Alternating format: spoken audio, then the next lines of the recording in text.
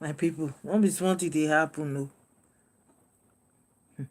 I say this kind thing they happen. Me, you think they shake me, they surprise me. If I dey hear some kind things when I dey hear, you think they shocktalize me. I will just dey shake, say, what did they happen? I always surprise, say, what did they happen? Eh? Me, I be not even, the thing just dey shake me. They make me they surprise. So my correct people, you got gist when it dey happen. So I just carry and come now. So make una see am concerning Baba and this government. I never see where government they take part for person DNA. Somebody personal DNA. Government go say na him wan do am. And this is very funny. Enough is enough. Enough is enough. Me, I no understand wetin dey happen. It's very, very funny. So that make me carry this gist come now, make una hear am as it take dey shele. So my people, abeg, no forget abeg to subscribe after this something, and make una leave una comment according to wetin una go watch. God will bless una. Make I plan. Cold don enter me. Lizzie Alabia, how are you? Thank you, my dear. You remember the first pathology? Cold don enter me. You remembered they said they've taken it to somewhere, right? Which they kept it somewhere. I don't know where they kept it. Until Brekete called. Okay, assuming they take the samples and just put it in one side and bring the sample of the real father and say, oh, they've taken it abroad, because they said the lawyer said it today that the court will be the hospital abroad will be unknown. That nobody is going to know it. Okay, now, but let me tell you what nobody is going to know it. But then the government will know it. Now, what the lawyer needs to do, who is paying for this DNA? Is it not Mr. Loba? Who is paying? Is it the court or Mr. No, Loba? it's Mr. Loba. Okay, and then please, as a legal person, why is the state involved in a family DNA? Okay, now explain to us, please. Okay, so now why the court is involved? Do you know what happened? What happened is that these people all along, they've been strategizing. If there is an argument between two parties, right, the court can come in. That is allowed. Okay. So the court came in because this lady and Mr. Loba could not agree. That was why the court came in. Okay. So now, Baba Mohbad, now carry and go court. Which one be court came in? Has the right to know which one be court came in? Okay. Now Papa Mohbad, now carry the case go court. He needs to put his foot forward. This one said not even know what happened. The court came in. I do not know where came in for where? Conducted or done. I will not pay for this DNA. You need to let them know that. Because if they won't pay for the DNA, you need to let them know that, right? So now, this is another thing. If you know something about DNA sequencing, right? If you know anything about DNA, or maybe you need like paternity, if you've ever come across a paternity lawyer or whoever it is, there is a sequence when it comes to DNA. The sample of that DNA, whoever they take, even if they take, let's assume Mohbad is not the father. If they take the sample of somebody else, right, and they use it, when that DNA comes out, right, it's coming out from the lab. Mr. Loba already, you see where there's going to be a problem? Mr. Loba did a DNA with Mohbad already. Oh, yeah. Right? So what will happen is that, look, any court that compromises on this DNA is going to go down. Because DNA is not something. Paternity fraud is very, very delicate. So what they will do if there's a paternity fraud, if Mr. Loba already conducted a DNA with Mohbad, what they will do is they will have to compare. I mean, I'm not going to explain that here because I don't want them to use it, okay? Let's leave that alone. Something will happen. So what Mr. Loba needs to do, first of all, what he needs to do now is everybody calm down. First of all, if Mr. Loba had disagreed with the court, what they would have done, they would have held him in contempt and they would have gone ahead and issue a judgment against him. He did well today by agreeing. Okay? He did well today by agreeing. Okay? What they wanted to do was to make Mr. Loba disagree. If Mr. Loba had said no, that would have been a problem for him. All right? They would have ruled against him. You understand, right? They would have ruled against Mr. Loba and that would have gone against him. There's nothing that Mr. Loba would have done. You know what? The drama has just started. Calm down, watch. You cannot, in any way, even if they take it abroad, Mr. Loba, under the law, under the Nigeria Constitution, the Nigerian law, has the right to know where the paternity of a child is going to be done. He's paying for it. All right? He has the right to that. Like say Nigeria get law. However, Mr. Loba must not say no. Whatever they want to do, he needs to stand down, just let them do it. Hold his hand and be looking at them. I want to tell you something. Since Mohbad, right, Mohbad has been in the monk for a while. That is going to be a big problem for them. No matter where they take that sample to, Mr. Loba must know. He has the right to know. There is no court on earth.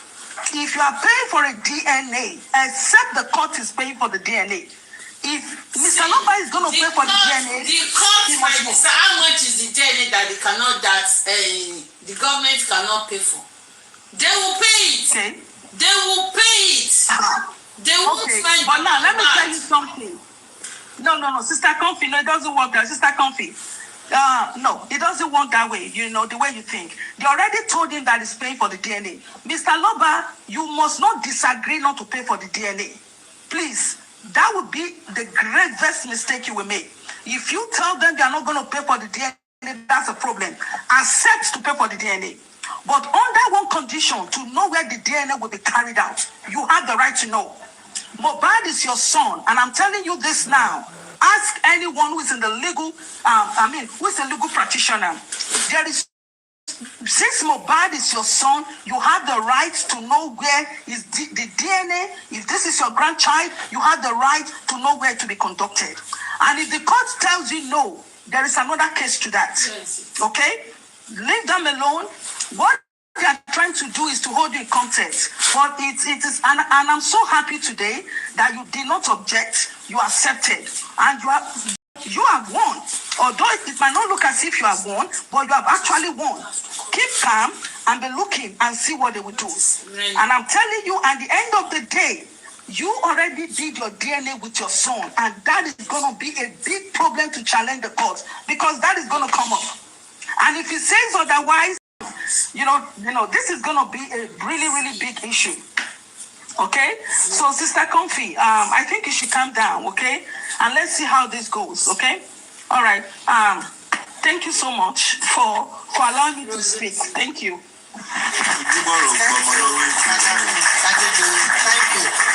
Thank you, but I'm still not happy. I just pray that it's work out well, because what they are doing is really, really dicey and very, it's just too bad. But then, like you said, we don't trust the government anyway. We don't trust them again. We don't trust them again because of their trajectory. I don't trust them, Sha. Thank you. My country, can I go now, please? First of all, good evening, everyone. The panelists, Mommy Mole, Mommy Edu, Yo-Yo, Mommy Lizzie, On Point, Sexy Me, and all the commenters. God bless you all. Mommy Comfy and some most, appreciate you going. Thank you, God, for all what you do. But God come up to me. But I saw it on Facebook when on I think Barisolu Atusi platform. When I heard the water, I was like, oh, what is happening? But I want to say something. Me, I'm coming from what I believe. ó ní mi orin yẹn mi lè kọ́ tó ó ní ọwọ́ agbára ọwọ́ Ọlọ́run ṣiṣẹ́ agbára. Before everything is about God, our life is about God.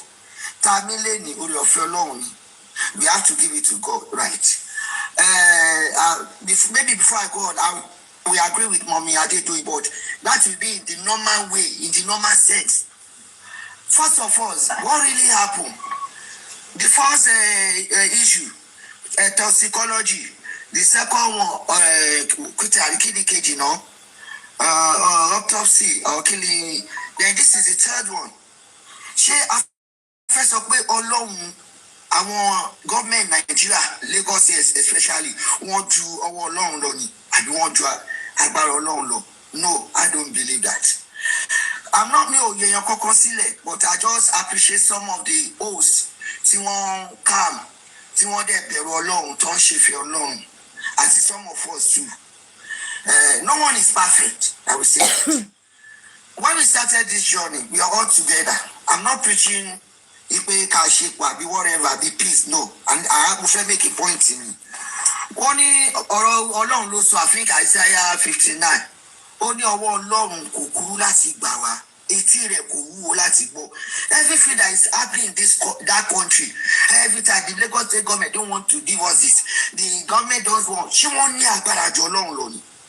We need to check ourselves too. We are believers of the light. We are light. Ìmọ́lẹ̀ ni wá ń bí báyìí. I'm not even talking about religion. And we believe we are working for Mohbad, which is light. But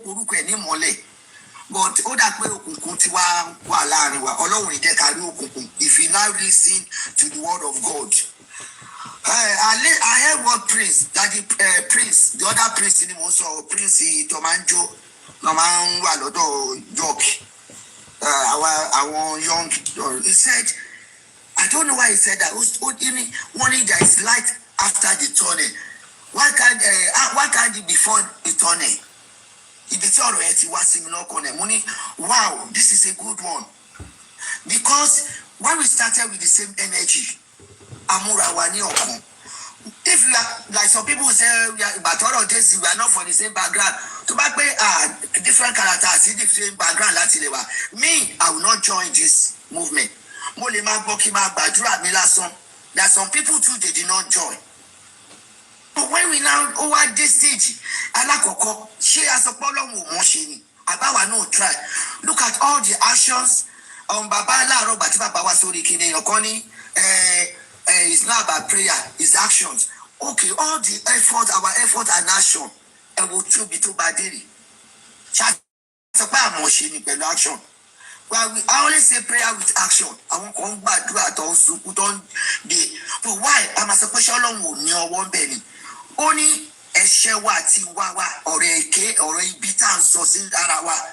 No more dredging no siwa. Ibeni jaculeti manwa, ibeni defeat manwa. But Momo Oluwati Betty and Yembe. Mohbad gets justice. But not this way we are going. Oh, but my sorry, Mr. Prince. Thomas was shooting, but Thomas was shooting our young prince. Then I listen when Daddy York came up. He said something, will he got some message? But I think along the two should go along Ibini, Abitororo. Only till Baffin come by a pastor, by anybody, by a Wolino, by a Niconio, any form, the Cosentolo Wolino. Only because you pay kicking all fap off you want me go share. No, I will pray against it. My baby picking like a cash, what you didn't go to ball. What you pay book boy in Jabuba? I'm not, no, you're concealing. I'm sorry. Every one of us. Take our energy here now. Look at the energy we started. And Barawafa. And to buy the shaking Okuka to this living. It's a personal work for some people are fed up. Me only lost on the platform here. Me lost anymore. Because if I lost anymore, but I will not. I'm not happy. I still say it. Me will not be anybody. It means some personality to me. But we just have to live and continue to justice for Mohbad. And it's one bad sorrow. Si to ba di pe kò ṣe bẹ́ẹ̀ Ọlọ́run àgbẹ̀ níjà náà ọlọ́run ló máa ṣe ìdájọ́ èèyàn kan ló máa ṣe ìdájọ́ rẹ̀ ìwọ tó bá sọ nǹkan sí tó rí bẹ́ẹ̀ leave it for God nájì tá à ń gbébọn yẹn ó ní agbára ń gbà kan ẹ wọ àwọn tó wà lọ́dà side we count them as àwọn ẹni ibi which is true because they are not even they are not looking for justice for Mohbad wọ́n tún bú bàbá wọ́n wà against pé kò ní ní justice but you see that they are not fighting among themselves gbàtọ́ tẹ̀ ń jà kẹ̀rí wọn kóra wọn dákẹ́ wọ́n wò ọwọ́ àlá pé ẹ̀wọ̀ àwọn ẹ̀mọ̀pọ̀lọ́ fún wa ní ó ti fún wa ní ó commission wa ní fún kìíní yẹn àwa deviate àwa ń jàjà ara wa mo kàn bí ọlọ́run kò dáríjì kò dẹ̀ wọ I'm not saying people should come together I'm not interested again mo ti ṣe mo ti sọ but this thing is still coming up èmi ọlọ́run tẹ̀mí sí which we believe kò sẹ́ni tó já wa àmọ́ bí ká máa kúkú mọ rìsọ́ọ̀tì tó jáde lẹ́nu wọ́n kàn ní wòlíì kan sọ ni wòlíì yẹn láti ẹ̀ ti gbé ọlọ́run pé báyìí bá àbí kò ti sọ kọ́ de gbàdúrà pé ó lè a lè rí kẹ́rẹ́kẹ́rẹ́ but a máa borí like what Miss Madam Adedoyin said yeah it's a normal norms ẹ wo gbogbo olùtàwọ̀ yìí ṣé wọ́n máa ń ṣe bẹ́ẹ̀ ká ọ́n ṣe bẹ́ẹ̀ ní Germany UK America àwọn European ṣé wọ́n máa ń gbé even Ghana gan wọn ò ní gbé ẹ̀bí fún alárinà kọ́ wá gbé ààrẹ fún ẹlẹ́bí ẹ wo bí tán ṣe lọ wọ́n ti mọ gbogbo tó fẹ́ ṣe gbogbo tó tún yí dé ẹjọ́ èmi kàn máa sọ ni that's it maybe we need nǹkan tó lọ́n fẹ́ de ó ní ọwọ́ òun ò kúrú láti gbà ṣé justice yìí ó àgbà náà ẹ wo bàbá ibi tó dé sí èmi kàn máa bẹ̀bẹ̀ àwọn tó ń súnmọ́ bàbá àbáwọn tó wà pẹ̀lú wọn ẹ pè wọ́n sìn ẹ bá wọn sọ̀rọ̀ báyìí la fẹ́ báyà lọ àìlá Mọ́mí Adédoyin she doesn't want to discourage us ó tún fẹ́ ká ní níta bá ṣubú àmà tún dìde ni I think that is the reason she was telling us bye tọ́lọ́ dẹ̀ máa gbà fún wa ṣe please ẹ jẹ́ kí Ọlọ́run bẹ́ẹ̀ ni even the same country Nigeria will be saying is the norms kọ́kọ́ máa ṣèyàn ẹ wo tó ń ṣẹlẹ̀ àmà sọ pé bó ṣe ń ṣe nìyẹn Nigerian government that's the way they will do why tell they break it jinxing. We can do it with the energy we started together. Ẹlòmíì àbágbọ́n wa ló pa wà nílé ara wa ní àbáríra wa. Let's ẹjẹ́ àkọjú sí ètò Ephesians 6:12 sọ ó ní ẹran ara kọ́là ń bá jájà káàdì. Ọ̀rọ̀ Ọlọ́run is not my word. Ẹran ọ̀rọ̀ àti ó ní àwọn alágbára wọn aláṣẹ òkùnkùn. Ọlọ́run ti fi kíní wọn wà.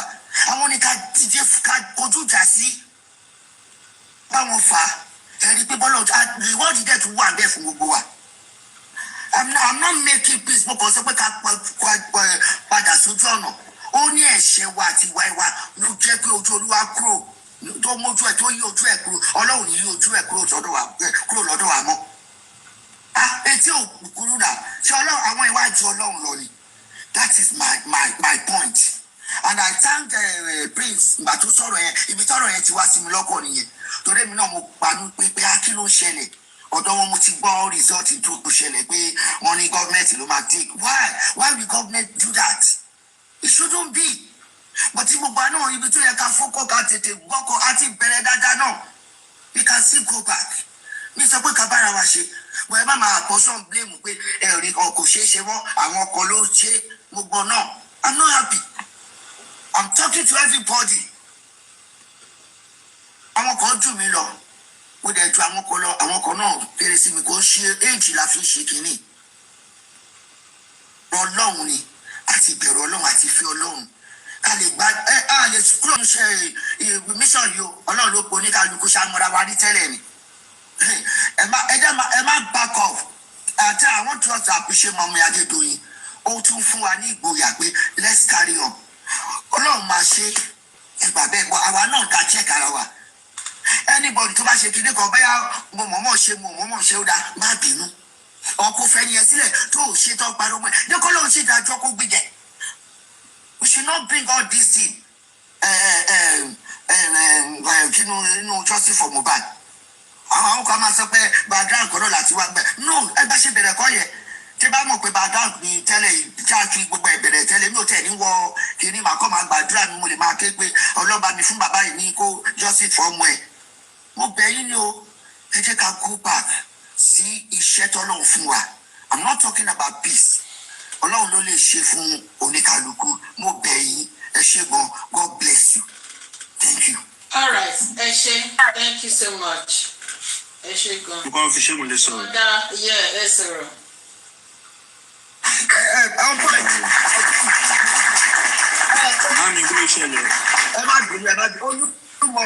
I said everybody, don't tell me to talk to other people, please. Don't tell me to sit to other people. I'm not interested in any peace. I'm not talking about peace. Please, don't misquote me. God bless you. Eshi.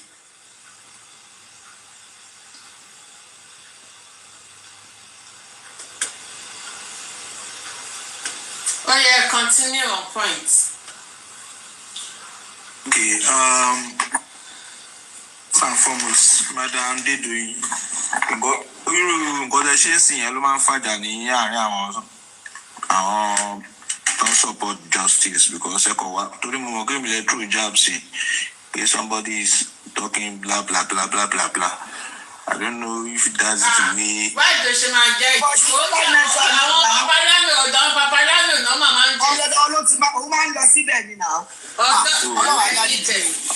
Ṣé ìjọ wà lórí platform rí ni? Wọ́n débi wọ́n wá sórí platform. Ẹ mọ̀ pé ẹ sọ̀rọ̀ kó tó gòkè ẹ dárúkọ mi. Ó níbi tó ó ní ọ̀dọ̀ bingo náà máa ń lọ náà. Wọ́n wá sórí bí wọ́n kàn máa wá sí comment section gan. Wọ́n kàn sọ nǹkan bíi méjì wọ́n dẹ̀ ti lọ.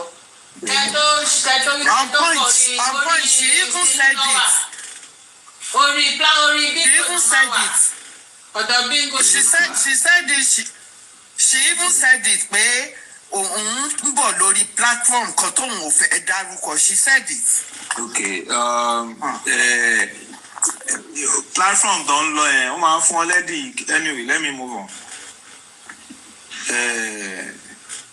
Sherry, kéèsì Mohbad díẹ̀ bá lókun àròrókun àròrò ẹ̀dìyẹ ni.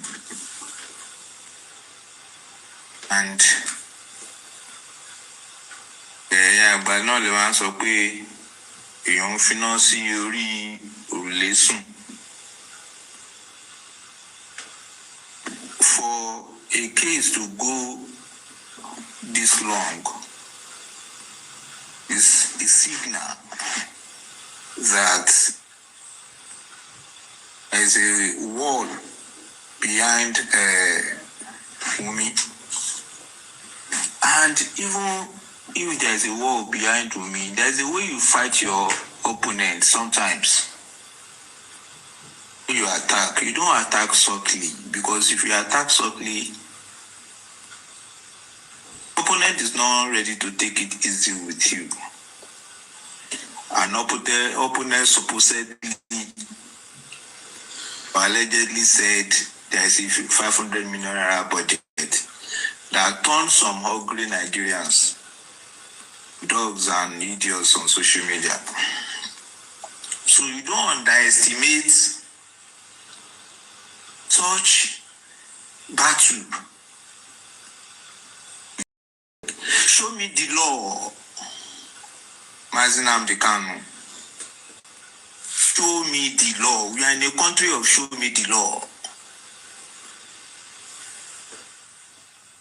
But Mohbad is so complicated that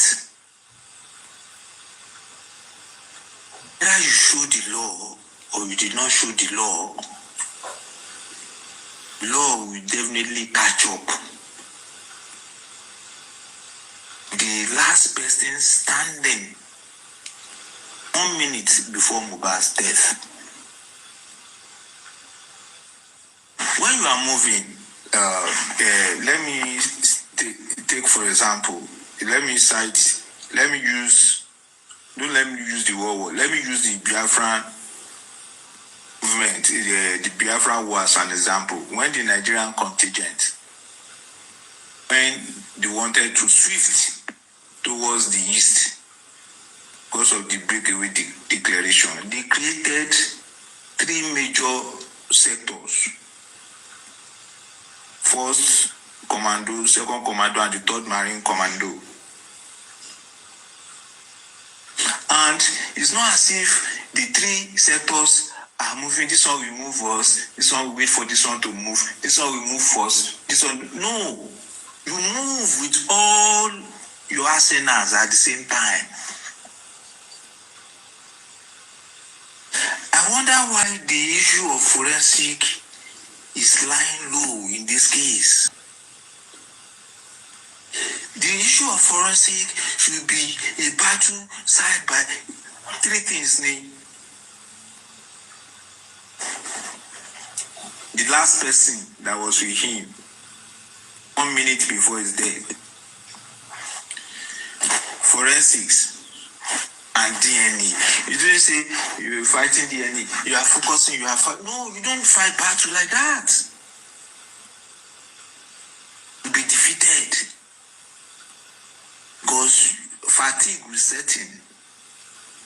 And when your front line is breaking down, it will discourage immediate lines.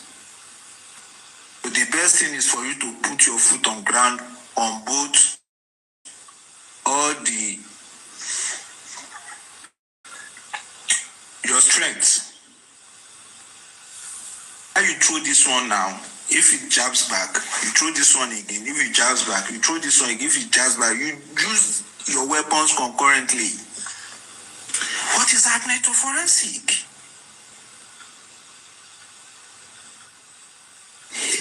If the jab of forensic is coming simultaneously, the way who was with Mohbad 1 minute before his death is jabbing simultaneously with DNA jabbing, the opponent will be confused and be in disarray, and they will make mistakes, costly mistakes. But the only thing people around Baba Mohbad knows how to do is to speak grammar and quote, be allowed, Matthew chapter 5.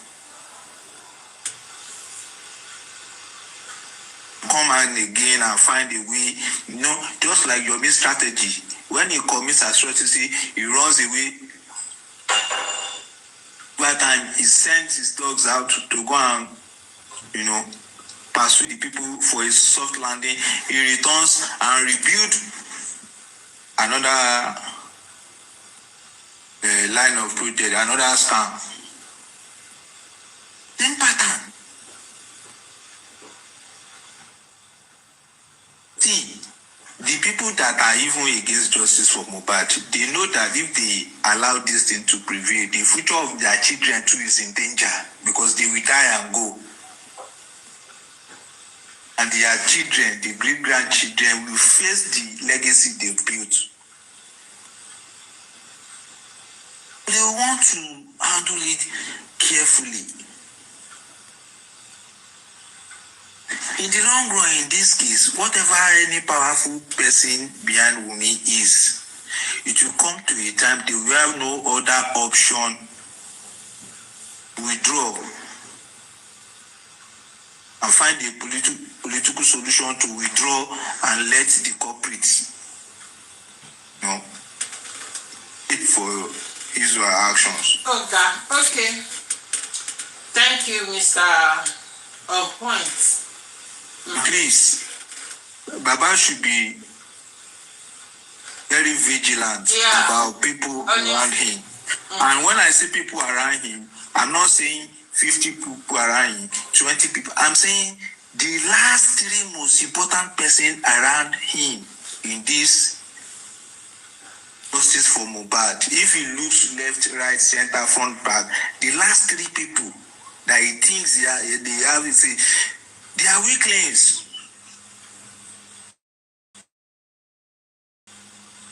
Don't come out and boast. Then when you get to the ring, you throw in the towel. Thank you. All right. Thank you very much, Thank you so much. Thank you so much, Mr. On Point. God bless you. Yeah. Good evening, ma. Yes, ma. Good evening, Madam Coffee. Yes, ma. Yes, ma. Happy birthday. Happy belated birthday. I just want to say happy cheers for never giving up, for never getting tired in the fight for justice. May God continue to be with you and guide and continue to watch over you. Thank you for all that you do. Don't know if it is my turn to speak. Yeah, you can speak. Thank you. Okay, thank you, ma'am. Good evening to all the candidates. I just want to say here that I would say it's a shock, because when you don't see something coming, it's a bit of a shock for you. But then again, Taba will be tatin babu. You just want to say that, excuse me, it is expected. Share the same set of leaders, be the same set of system or institution who took samples and kept it in the locker. What do we expect of them? Was it the same set of people who went and did the second autopsy and came back inconclusively? What do we expect of them? But why I'm very curious and I'm very concerned is this: what is the interest of Lagos State in a private paternity DNA request? Why are they interested in it? Why do they want to get involved? They meaning to say that they have been involved in all the DNA. So jẹ́ pé àwọn bàbá ìyàwó kan ti béèrè lọ́wọ́ àwọn ọmọ wọn. Ṣé Lagos State ló bá wọn gba samples ni? Àìmọye DNA test tí wọ́n run káàkiri Nàìjíríà tí wọ́n lọ gba court order ní court. Ẹ jọ̀ọ́, has the government been involved? Even if they are involved, even if they had welfare officers overseeing it or being part of it, ẹ jọ̀ọ́, ṣé àwọn ló bá wọn? Why is Baba Mohbad's one different? And why is he being treated differently? It's most curious. I don't understand. Corona, inconclusive, because in my opinion, Corona inquest came out inconclusively. In Kotopa Mohbad, noni ke wa ti wa niyen. Any bobo result mejeji. You did not try to push further. Your report and recommendations were not giving guidelines on how to pursue the case further. You just did what you did. And then you now went ahead. You want to get involved in a private, personal DNA. The government can ask for their own DNA for crying out loud. In their opinion, okay, maybe it's a clue or it's a motive. They don't need to join issues with Baba Mohbad, not at all. They should just allow Baba Mohbad do his thing. Nobody if they don't want to give him, the lady can go and do her own. Wummi can do her own. Baba Mohbad can do his own. The government can do his own. So why do you want to join issues and then you want to begin to play around with people? I find that you're just bullying. You're bullying the family of this boy, of this young man. And I don't think that should be tolerated. Enough of this nonsense. At the end of the day,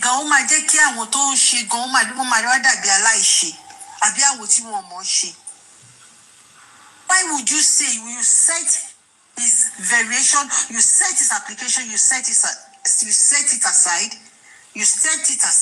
and then you impose your one? Who are you, Lagos State government?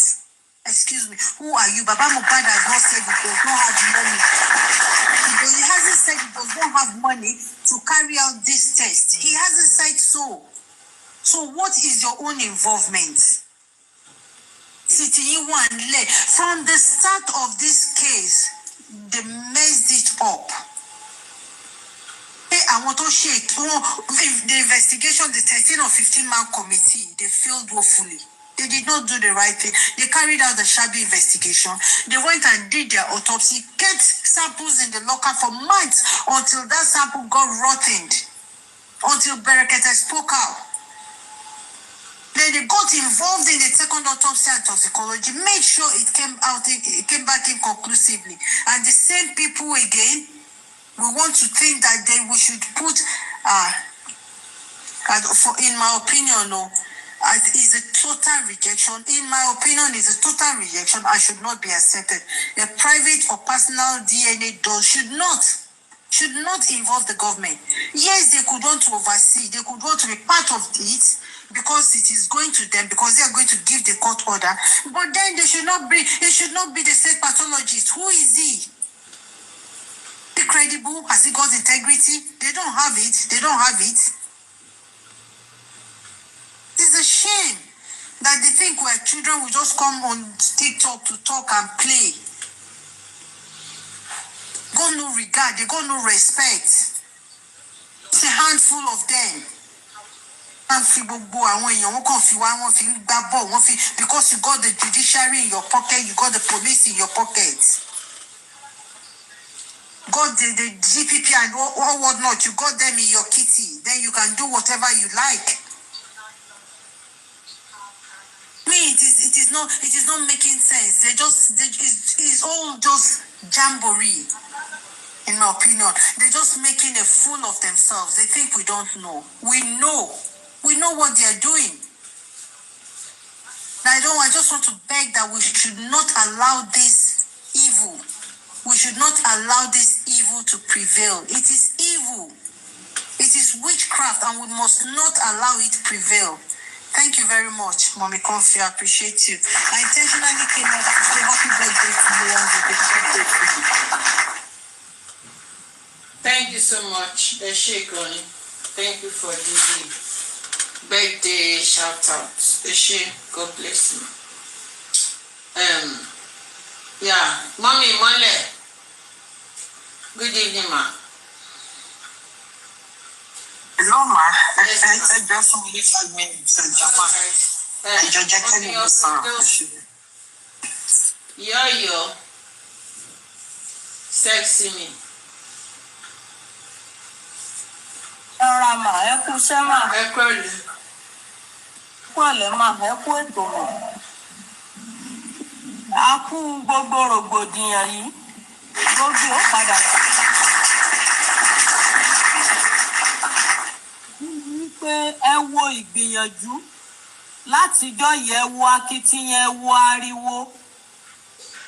Tó bá jẹ́ pé àwọn Lagos State government tán bá ń retí àtúbọ̀tán dáadáa lórí àwọn ọmọ wọn ó ṣiṣẹ́ tó yẹ kán ṣe. Wọ́n bá wo ayé bíi pé yóò kàn fún wọn ńjọ́ kan wọ́n ṣiṣẹ́ tó dáa. Ṣé Mohbad lè jẹ́ ọmọ àbúrò Sanwó-Olú àbó lè jẹ́ pé ọ̀kan nínú fámílì bàbá pírẹ́sídẹ́ǹtì ló bí Mohbad ó lè jẹ́ ọmọ wọn kan. Ṣé nǹkan yìí lè máa rí bó ṣe ń rí yìí? Ẹ kó wa sí abẹ́. Ó mọ̀ wò wá níwọ̀n wípé àlẹ́ nìkan kí ni ó ṣẹlẹ̀ tẹ́ ẹ bá ṣe. Ohun tí ó ṣẹlẹ̀ ó lè má ṣẹlẹ̀ lónìí. Má kàn lọ́n lójú ohun tí ó ṣẹlẹ̀ lórí yín ó ti dé tán lọ́la. Ẹjọ́ Mohbad ó ń rí wúruwúru níbi tán ti ń rò ó. ń dọ̀tí létí ń sì rí èèyàn ní ojú ó ń kó èèyàn lẹ́gbẹ̀ẹ́. Àdúrà dẹ̀ jókòó sórí mídíà ń ṣàwàdà ń ṣẹ̀yọ ọjọ́ ọ̀la rẹ̀ ní òun rẹ́rìn-ín ń fi ìdílé wọn tí wọ́n ń ta àpò sáàlà wọn ń fi ń ṣe yẹ̀yẹ́ ó lóun ń ṣayé. Ọ̀rọ̀ Mohbad yìí ó rí bí àpawọ́pọ̀ tó bá ní àpawọ́pọ̀ ẹlẹ́yẹ lórí èèyàn ìpawọ́pọ̀ àwọn àgbàlagbà. Mọ̀ lọ́rọ̀ Mohbad yìí mọ̀ ń dà. Kàkà kí wọ́n bọ ọmọ kan bí ọmọ rẹ̀ wọn ò mọ̀ bímọ rẹ̀. Ìwà tí à ń hù yìí mọ̀ ń hàn sáyé pé wọn ò mọ̀ sáyé rẹ̀. Ìwà tí wọ́n ń hù yìí ó fi hàn wípé bọ́lá kálukú wọn ò ti júwe lára ọmọ. Ìwà ọ̀dájú ìwà ìkà. Ọ̀rọ̀ Mohbad tó wá dàbí pé tí wọ́n di sí ṣùgbọ́n ibi tó bá ti fẹ́ fún ọmọ olóṣó yẹn tó bá ti fẹ́ gbé tó fẹ́ bọ nǹkan kan mọ́lẹ̀ wọ́n dìde wọ́n ṣe wúruwúru wọ́n wá ru ẹjọ́ èké. Ṣé tí ìkà bá rojọ́ ṣékà ní í dá ni? Kábíyèsí Ọlọ́run kí ló wá dé tí Ọlọ́run kó ọ̀rọ̀ Mohbad lé Lagos State lọ́wọ́ tí wọn ò lè bá yanjú ọ̀rọ̀ rẹ̀ tí wọn ò wò bíi péjọ kan làwọn náà sùn tí wọn ò ní jí rí ẹ̀tàn ayé ẹlẹ́dàá ọmọ yìí ò sẹ́yìn kò gbà yín lóbìn àwọn ọba olórí ibú ni ó tó ń jíyàwó rẹ̀ bá sùn bẹ́ẹ̀ ni ọ̀nà yín lọ́mọ rẹ́kọ́ọ̀dù ògbé pọ́bọ́mọ yín jàkọ̀ àtáàkì ìyàwó yín kan rí kó lẹ́sẹ̀ hùn bá jẹ́ pé àpawọ́pọ̀ yín náà ni gbogbo yín lẹ́gbọ̀mọ̀ sí bó ti lè wù ká ẹ pọ̀ tó gbogbo yín pátá lẹ́yìn náà ó rírú rẹ̀ lẹ́ẹ̀rí ní ara ẹ fi rí bí tí rí kódà kó jẹ́ pé èèyàn ogún ní ọ̀pá yín lọ́mọ mẹ́wàá Ọlọ́run ó ràn wọ́n sàn ọmọ yín torí pé ẹ fi bẹ̀rù Ọlọ́run tó adájọ́ onírọ́ lọ́ọ̀yà èké ọlọ́pàá àgbákò ọmọnìṣẹ́ni tí a ń rán sí ni pé ó dúró ti ní aláìlégbé ni débì kankan tí wọ́n ń fọ̀rọ̀ ọlọ́ ìyá ọmọnìṣẹ́ni dákun kí ni lẹ́tà ayọ̀ rẹ tí tó ń gbé ọ wá ta disgrace àbí kí ló ń jẹ́ sọ àṣeyọrí rẹ lórí ọmọ kan tó bí kọ́ ọ wá júwe iṣẹ́ tó ti ṣe lórí justice yìí fún Mohbad ẹ̀ńbẹ̀ńbẹ̀ ẹjọ́ ń pa ẹjọ́ ń dé ẹ̀jẹ̀ aláìṣẹ̀ òbí yín bá ní Wùmí máa wọná wòye èèyàn tí ń kó lọ́nù jàǹdàmọ́ wòye èèyàn tí Wùmí ń kó lóko parun Wùmí ọmọ kékeré ọmọ 20 years ń kó ẹ̀yìn Lagos State wọnú àbámọ̀ ayé lọ lórí ọmọ Wùmí ọmọ kékeré ń sọ fún yín pé Lagos State ọ̀já mọ̀ nǹkan kan Wùmí ń dúró tì yín lọ́rùn pé wọ́n ba ìjọba yín jẹ́ ẹ̀sìn rẹ́rìn Wùmí ń dúró tì yín pé wọ́n fi yín ṣẹ̀sín òun ó jẹ́ wọn mọ̀ wípé ẹ̀ kì í dájọ́ rẹ tẹ́ ẹ bá ti fabẹ́ dáràn tẹ́ ẹ fẹnu kó ogun sì fi hàn yín ẹlẹ́kùn sunkún Wùmí mọ̀ ń yọ Wùmí kí Lagos State pé ó kú àìláṣẹ yọrí pé ó kú àìláṣẹ símọ̀ sẹ́yìn lórí ikú tó pa Mohbad o ayé yín ta tẹ́ ẹ bá lè rí nǹkan kan ṣe sí ó bá jẹ́ pé ọ̀nà èké ọ̀nà àbùkù ọ̀nà ẹ̀gbin ọ̀nà ìdọ̀tí ilẹ̀ ń gbé DNA Liam gbé lọ ẹ mọ̀ kábàámọ̀ nígbẹ̀yìn torí tẹ́mi mọ̀ láyé ni pé ọmọ àlè kò ní wọlé onílé kó wá wúwo ọmọ ọkọ láyé tí a bá pè lọ́mọ àlè náà ni tí a bá pe ibì kan ní orí ẹnìkan kò lè fi rinlẹ̀ ó bá dò ní dọ̀la ọmọ dá this is my daddy car ọmọ dọ́kọ̀ bàbá ẹ̀ mọ̀ ó sì mọ bàbá tóbi torí ẹ̀ ń gbé lọ kí bẹ́ẹ̀ bá wá ń tàn wá àwọn ò mọ̀ ní tara wà wàá mọ̀ pé bá dájú ayé bá dá ọ̀rọ̀ Mohbad tí ọmọ dá ọba òkè ó gbà tó dá lọ́wọ́ wọn táwa dá látara ọmọ tán náà bí kódà bí lọ́ọ̀yà lọ́ba gbẹ́jọ́ Mohbad ni ọba ń dá lọ́nà ẹ̀tọ́ ní òru ẹjọ́ ẹ̀ lọ́nà òdodo Ọlọ́run ọ̀wà ru ẹjọ́ yẹn mọ́ ọmọ tó bí lẹ́sẹ̀ padà ọmọ rẹ̀ ò jìyà tí bàbá ṣe àtiwọ́ tó kówó ná àtiwọ́ tó gbówó wá láti fi bàjẹ́ rántí pẹ̀sán mọ̀ ń dúró dè yìí ẹ̀mọ̀ ní lọ láì jìyà ẹ̀ṣẹ̀ àtọ̀ ńlọ bá ọba kan ní ẹ̀ ńlọ gbowó gírèsì àti kan ni wọ́n ń lò ọ́ ni bọ́yà Wùmí ọmọ kò ti sọ pé wọ́n ní Abọ́sẹ̀dé kan wá bá ṣe mítìnì bọ́yà wọn náà ń lò ọ́ ni ìgbẹ̀yìn rẹ ojú ayé rí òwúlò mọ́ mọ̀ pẹ́yìn rí ò lè sùn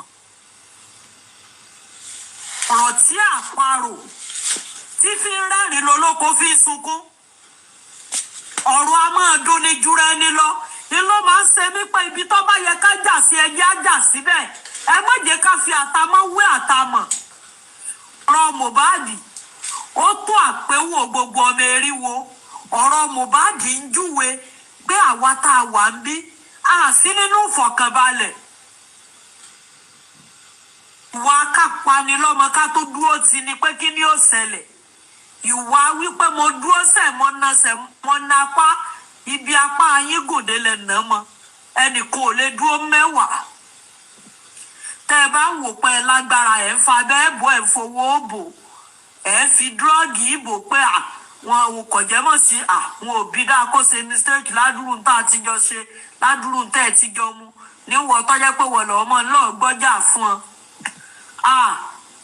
ayé yín bàjẹ́ fàgbà yín wọlẹ̀ àwa gan mọ̀ fún yín ní tíráàkì kéékèèké kan lórí mídíà a fẹ́ mọ ibi tó fẹ́ dàrú dé àti ibi tẹ́ ẹ fẹ́ ṣe dé á dárúkọ ìjọba yín á ròyìn irú èèyàn tẹ́ ẹ jẹ́ á tún ròyìn fárọmọdọ́mọ yín ẹ ṣe eré ẹ ṣe yí dáadáa o ẹ ń hùwà jú nínú tó lè jú nínú ẹ fira yín wé ara ayé ẹ fira yín wé Elédùmarè nù ẹ̀yin lè pààyàn kẹ ẹ mọ́tò jẹ́ wọn orí sí bẹ́ẹ̀ sì lẹni tó dá yín ó lè gbẹ̀mí lẹ́nu ti yín náà lógìgì.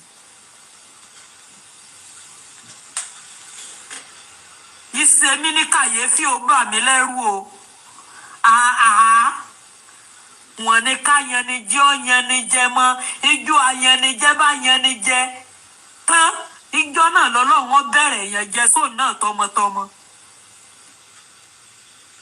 tọ́ba sẹ́yìn lẹ̀ náwó bẹ́ẹ̀ bá náwó lórí ìbàsírí Liam ẹ mọ̀ pé bó bá kéde kọ̀lẹ̀ yín ká jèrè Liam yóò kú mọ́ yín lójú ni ìyàfi tọ́ba jẹ́ pé béèyàn ṣeéṣe lẹ́sẹ̀ ṣéun náà mọ yín ọ̀gbáyé pẹ̀lú dẹ̀rùn yìí ti pọ̀ ju o ẹ̀yìn èèyàn jẹ́ sì fi hàn àájú nílò kan gbọ́dọ̀ ṣe tó bá òun sẹ́yìn fira yín wọ́ lọ́ǹtọ́ dá yí òun ọ̀run ni ẹ lè dá ilẹ̀ dá ẹ lè dá àyàn dá ẹ sì gbá lẹ́mìí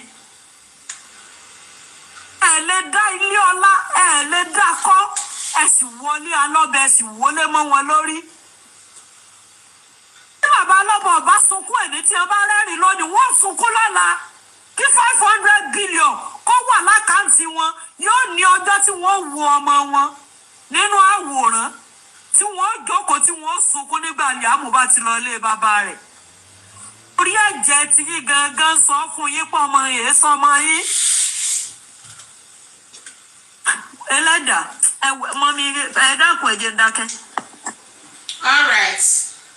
Okay, so yọ̀yọ̀ ti fẹ́ máa wà emotional so ẹ̀jẹ̀ ẹ̀wò díẹ̀díẹ̀ ṣó ti yín díẹ̀díẹ̀ bẹ́ẹ̀ ká lo òpó energy wa like I said don't let us exhaust ourselves ẹ ti gbọ́ díẹ̀díẹ̀ àti we've laboured for discourse. Ọlọ́run jẹ́ kí labour wa kan prevail at that so let's just do it like that ṣe gbọ́.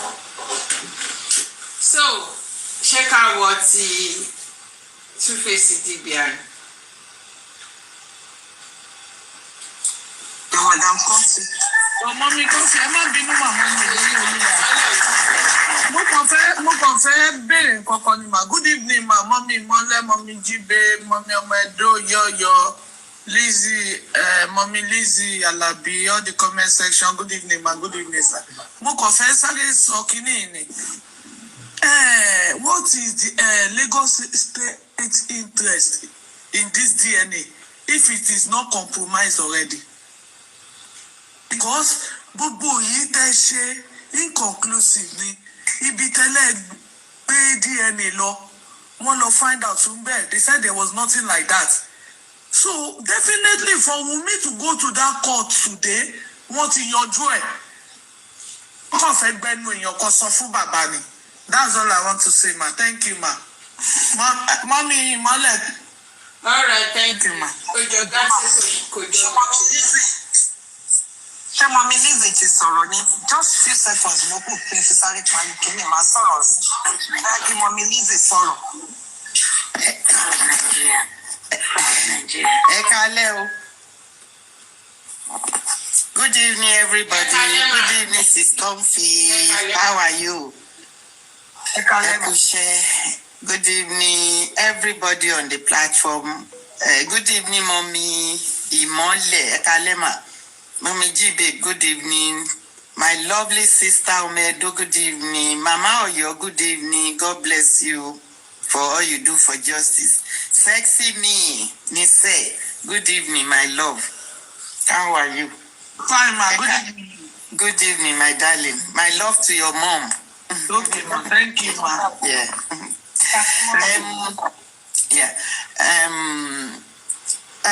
In fact, you gbọ́dọ̀ sọ pé ó súyàn, but mo mọ̀ pé God is certainly taking us somewhere.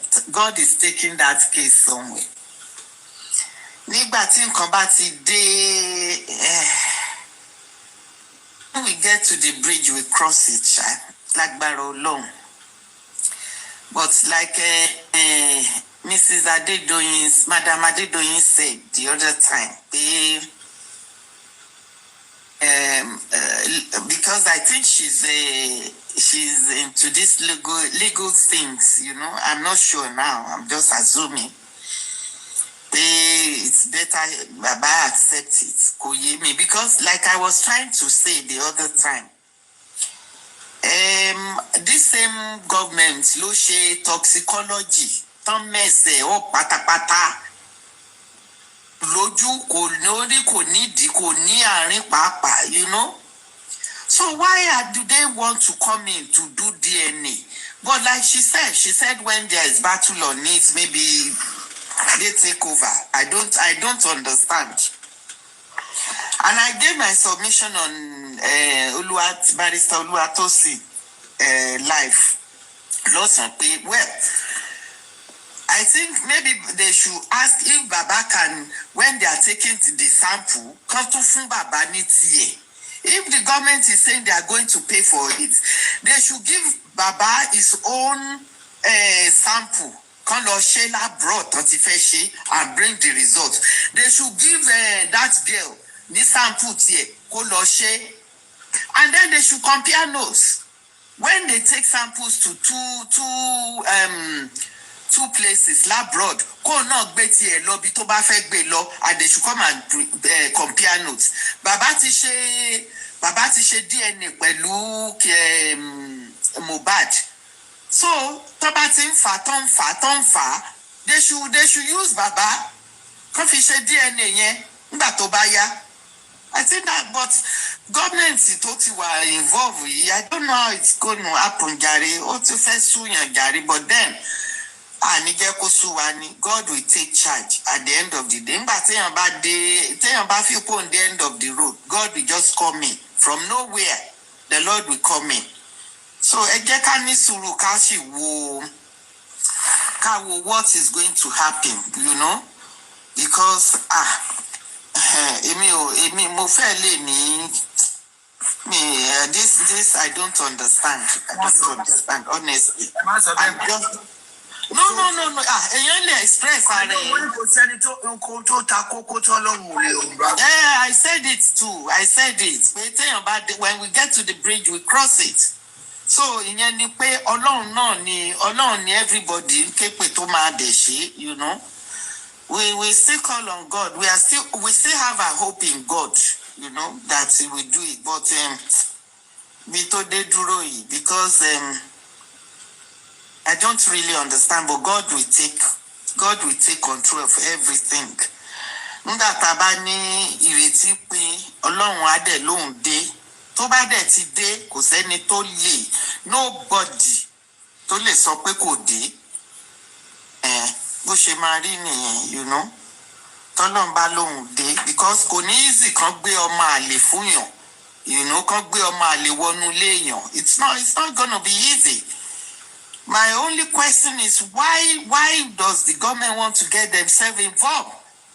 Because àwọn náà ló sọ pé àwọn ò ní tán bá ṣe DNA gan àwọn ò ní gbà pé motive ni ọ̀rọ̀ DNA yẹn. They said it themselves. So why are they coming in?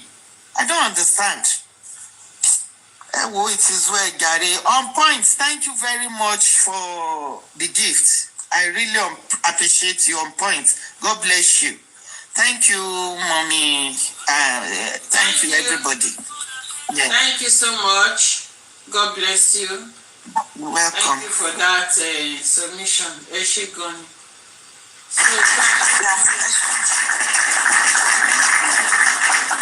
We are ready to talk now, ma. Okay, ma. I can't somehow call you Mommy Coffee. Yes.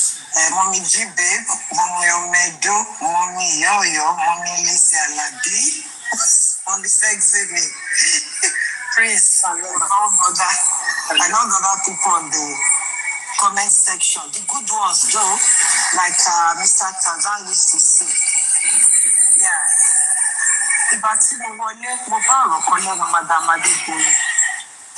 Though not well digested because I came very late. But my own analysis or my own suggestion or my own take on what happened today is that Papa should leave that DNA undone. There is no point in doing a DNA that the government is involved and that the government is going to do everything, will be taken to an unknown place, even not known to the Baba, and will be done by them, and they will come and give us the result. They did this severally. They did the toxicology. They brought inconclusive results. They did inquest. They blamed this man. So why is Baba going to go ahead with another thing the government is going to do? And they're going to give us the same inconclusive result, or give us, what do I say, negative or bad results. Mommy, Molema, they are going to this one, they will give us conclusive because they are going to, what they want, they will do it. So it will be conclusive, man. I know what I'm saying. I'm just using inconclusive because I know it's going to be negative results. I know you are literally meaning, I know it. I'm just backing you up. All right, ma. So, èmi ò gẹ́gẹ́ bí ẹnìkan, èmi ò ní advice Baba kí wọ́n go ahead. It is better for Baba to withdraw now from the DNA and let the government know that if they are not going to involve him to do his own,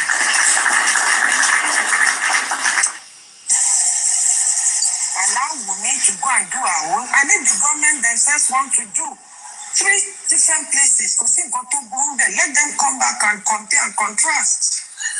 Baba ní ọmọ ẹ̀kú kì í ṣe ọmọ gọ́ọ̀mẹ̀ntì ní Mohbad. Baba ló ń bẹ̀rẹ̀ DNA kì í ṣe gọ́ọ̀mẹ̀ntì ló fẹ́ lo DNA. Why should they be involved? They say this is a family court. This is a family thing. Kí ló kọ gọ́ọ̀mẹ̀ntì ń bẹ̀? Ẹ jẹ́ kí bàbá mọ̀ ní ìsìn wípé wọ́n fẹ́ gbé bàbá ní gbogbo ni. And I'm telling you, tí wọ́n bá fi lè lọ gbé bàbá ní gbogbo yẹn, tí wọ́n bá lè ní pé ọmọ yẹn ọmọ Mohbad ni, bàbá wọ tí ẹ o, directly or indirectly o. Gbogbo wa gan, wọ́n make law ni, wọ́n là gbọ́dọ̀ sọ̀rọ̀ pàdé ẹni mọ́. Once the result is out, tọ́jà ní pé Mohbad ló lọ́mọ. Anybody tó bá gbọ́rọ̀ díẹ̀ ní lẹ́nu ẹ̀ lórí internet kọ́ gbé ni. I'm telling you, it's going to be serious because that's your family. And there's no way tí bàbá tún lè ṣẹ̀ṣẹ̀ máa ní àmọ́ fẹ́ contest àwọn èèyàn bẹ̀rẹ̀ sí bú wọn ni. Pé mo lọ fojú sí tẹ́lẹ̀. So it is better not to burn than to regret it later. Because àwọn ìjọba yìí àti mọ̀ pé from the onset ìjọba tó lè tí ò lè condone ilé téèyàn ti kú. Ìjọba tí ò lè ṣe forensic.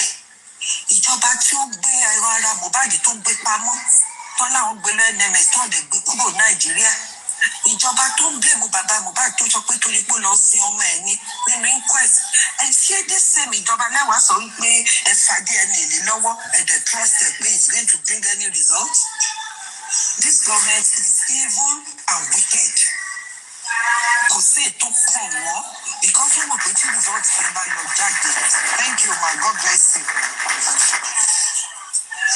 Wọ́n mọ̀ pé tí result yẹn bá jáde gbogbo èèyàn ló mọ̀ pé motive tí bọ̀bọ̀ ìṣekú nìyẹn because kò sẹ́ni tó fẹ́ bẹ́ anybody sọ and they are not ready to reveal their secrets. Wọ́n fẹ́ kí ẹ̀sìn wọn yẹn yọ rárá. And that is why they are doing do or die. Pé báwọn bá máa kú síbẹ̀ àwọn á kú síbẹ̀ nìyẹn. Ìjọba ló dẹ̀ wà níkàáwọ́. Kí kúkú ṣe pé bàbá Mohbad wọ́n ṣe. Kì í ṣe pé bóyá nǹkan kan. But look at what Baba has been doing. Okay, àkàtì ẹ̀wà mú ti bàbá. Ṣé bí Yọ̀mí ti ń ṣe láti jẹ́ kí lórí ṣe? Ṣé báwọn underground láwọn ń ṣe kí iná mú jáde? Ibi pẹlẹbẹ náà ló fi lélẹ̀ gbogbo gbà. This is telling us that these people are compromised already and they are blocking every avenue to get justice for Mohbad.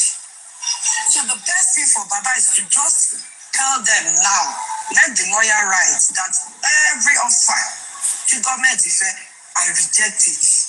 And the conditions will be rejected because number one, what is a toxicology to why inconclusive? I don't trust them again.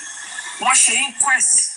What for me? I don't trust them. Thank you, my gifter. God bless you. What for me? What she inquest? What inquest? Ẹ tún sọ pé bàbá tún pariwo pé ẹ ṣe forensic wọn ò tiẹ̀ gbọ́rọ̀ bàbá látijọ́ yìí. So why then will I now go for this? Eventually bàbá ti mọ̀ pé nǹkan tó máa jáde náà ni pé wọ́n ní Mohbad ló lọ́mọ. So ẹ máa fọwọ́ mu mi ò ṣe. Tó bá lè freeze gbogbo properties Mohbad kọ́ freeze tó bá dẹ̀ lè freeze kọ́ ṣàṣọpọ̀ àmọ̀ ṣe. Ìyẹn ṣì bẹ́tà ju pé kọ́ lọ involve ara wọn kọ́ lọ ṣe. Ó wá di pé wọ́n ṣe tán káti wá padà wá dìṣòro. Ó wá di pé gbogbo àwa gan ojú máa tì wá káàkiri ni. Bójú ò tẹ̀ tì wá gan ara wo ò ní yá. Torí àti ìmọ̀ nǹkan tí Wùmí á fojú bàbá yẹn rí. Ọwọ́ ẹ̀ ò tí ì tẹ̀kú dà nísìn, ó ti fojú bàbá yẹn rí pálapàla. So it is better, that is my suggestion to Baba. Baba should not go ahead though. Then Baba should go to VDM plus the lawyers. Tí lọ́yà bá lè tẹ̀lé. Ọmọbìnrin máa mú fi ọ̀nà Mọ́mí Adédoyin jà ń lò bí bá. Ó ní God, the court will issue a judgment against him. No, kó tó di pé ó lọ sí February yẹn, Baba can reject him now. Baba can write it by tomorrow. Kí Baba náà reject ẹ̀ náà, kò Baba ò ní jẹ́ kó di February yẹn náà. Immediate action. Let it get into the newspaper tomorrow that what they said in the court yesterday, Baba has rejected it.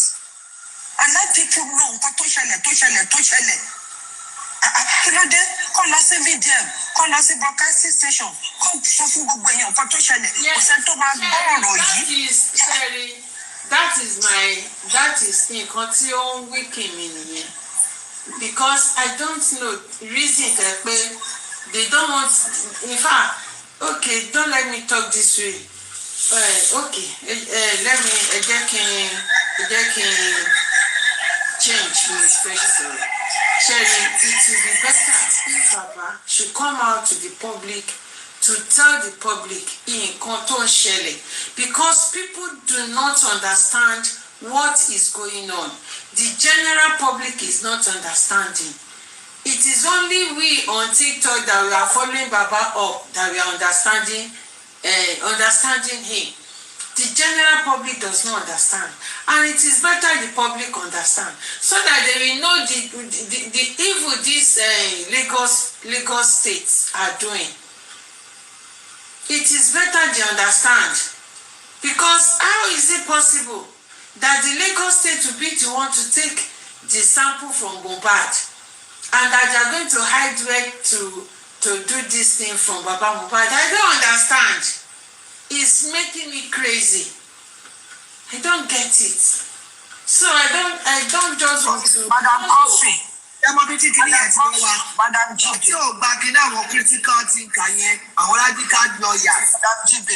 Ibẹ̀ yẹn ni kí ni The more reason ṣe gbọ́ Madam Jib, Madam Coffee. The more reason Baba should come out now. Baba shouldn't hide or Baba shouldn't keep any secrets. Baba should come out, let people enlighten him. Let people tell him what he doesn't know. Torí tó bá jókòó ti lọ́ọ̀yà yẹn máa purọ́ fún wọn ni. This has she to ṣe purọ́ fún wọn àti gbogbo àwọn tó ti lọ.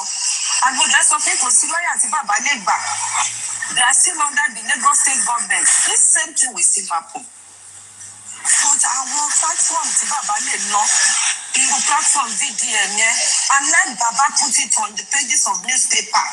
But I cannot take this. It is the family that is demanding for DNA. The government cannot do DNA for me.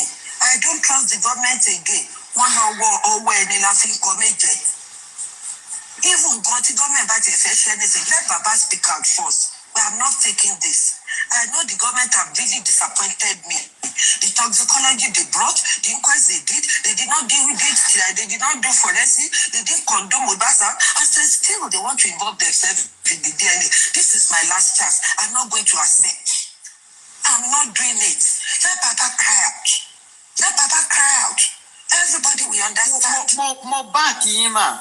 If Baba is not doing this, I'm telling you. Go, cannot fail Baba yẹn. The last one, Baba gbọ́dọ̀ gbà. Baba ready ká máa rán sí Baba. Èmi sọ tèmi, but tí Baba bá wá gbàgbà yan, a mọ̀ pa pariwo fún Baba. Baba ni ò gbà. Nǹkan tó bá tẹ̀yìn jáde, a mọ̀ pa Baba ṣe bá sọ fún yín. Grace máa máa ṣe lòdì sí wa. Ó máa ṣe lòdì sí wa. Ẹja pé Gùrẹ́zì. Ẹja Grace náà lè ṣe lòdì. Grace tó ti gbọ́ pé ìjọba ló fẹ́ ṣe nìsín ṣe rò pé bá ṣe lòdì. Ok, kí ni ṣé Grace ti jáde sọ̀rọ̀? Ṣó ti jáde sọ̀rọ̀? Ẹjẹ́ ká máa wò lè jáde lọ́la. Ẹjọ́ mo ní ìbéèrè kan o. Ìkọ́ náà àwọn critical thinkers náà ṣebí wọ́n yìí ṣiṣẹ́. Ṣé wọ́n lè pe bàbá? Nǹkan tó fẹ́ ṣe ń gbà yín pé kó pe àwọn radical tó fẹ́ ṣe yẹn tó ní bàbá òǹtà. They can still go back to it. I don't think àwọn critical thinkers were involved nínú eléyìí o. Nínú DNA ṣe. Kọ́ go back ni mo sọ pé báyọ̀ wọ́n ní kọ́ pe bàbá. Ẹni tó bá lè pe bàbá ni mo mọ̀ pé wọn náà kọ́ ló ń bá bàbá sọ, but báyọ̀ they should go back to that nǹkan tí wọ́n fẹ́ ṣe ní tí wọ́n fi ní kọ́ sign àwọn critical. Aso mo wà níbẹ̀ lọ́sàn-án. I don't think èmi gan in fact ọ̀rọ̀ tẹ́sọ̀ ìmọ̀ mi jíbe mo sọ lọ́sàn-án pé ìgbà tí bàbá ti miss that step ni ìgbà tó ti reject that radical lawyer. Mo give submission yẹn lọ́sàn-án yìí lórí I think on point was there lórí yes. Mo give ọ̀rọ̀ tẹ́sọ̀ mo give nípa radical lawyer mo níjọ́ tí bàbá yẹn tó ti jẹ́ kó miss kínní yẹn. That is why all of us we were so happy nígbà tó tún sọ pé ṣé Martina àbí kí ni lọ́ọ̀yà àwọn Suzy àbí what's that man Martins àbí kí náà porúkọ Maxwell. We were so happy that one is coming again. This government needs somebody tó máa pariwo wọn. Ìjọba ò kí ń láìkí kó máa pariwo àwọn kó máa pariwo. They don't love it, especially people who can write, people with pen. I remembered vividly nígbà tí Ojukwu I was there. Ojukwu sọ fún bàbá olóyè Sàràkí lọ́dún yẹn tó lọ mú Abíọ́lá ní Jos. Ojukwu sọ fún olóyè Sàràkí pé I love Yorùbás because we fight our wars with pen. Pé àwọn ṣe mistake àwọn lọ jagun. Let us we need a radical lawyer tó máa pariwo tó máa jáde fún conference tó máa pariwo wọn. They don't like it. When you tẹ́ bá ti ń pariwo ìjọba they don't like it. Ó máa ń takò wọn. Mami, pẹ̀lú radical lawyer yẹn o. Sorry, ma. Baba, please let me finish my submission. Okay, ma. Okay, go on. Yeah, okay, everybody. I could wala mo mi konfi. God bless you. Àtàwọn ìyá rere tó wà níbí ojú òní ti yín lágbára Ọlọ́run. Nǹkan tí mo kàn fẹ́ sọ bẹ́ẹ̀ ni mo mi konfi. Everybody ti try o. in fact ẹ ti gẹ́gẹ́ bí orin máa ó ní ẹ ti gbìyànjú ẹ ti ṣe wọn tẹ́lẹ̀ ṣe ìwọ̀n tẹ́lẹ̀ ṣe oúnjẹ lẹ́ sọ́ọ̀sìn ẹ sọ ṣé ẹ wo gbàtí àgbà wà Bẹ̀rẹ̀kẹ̀tẹ̀ ẹ wo nígbà tí àwọn èèyàn bẹ̀rẹ̀ sí gbé fọ́nmú fóònù tó ní kálukú bẹ̀rẹ̀ sí ń tẹ̀ Bẹ̀rẹ̀kẹ̀tẹ̀ ń ka gbogbo ẹ̀ o kí bàbá padà síbẹ̀ Bẹ̀rẹ̀kẹ̀tẹ̀ lè sọ fún wọn pé òun fẹ́ fún wọn ní lọ́ọ̀yà I don't know why tí àgbo request fún lọ́ọ̀yà bẹ́ẹ̀ mi ò mọ̀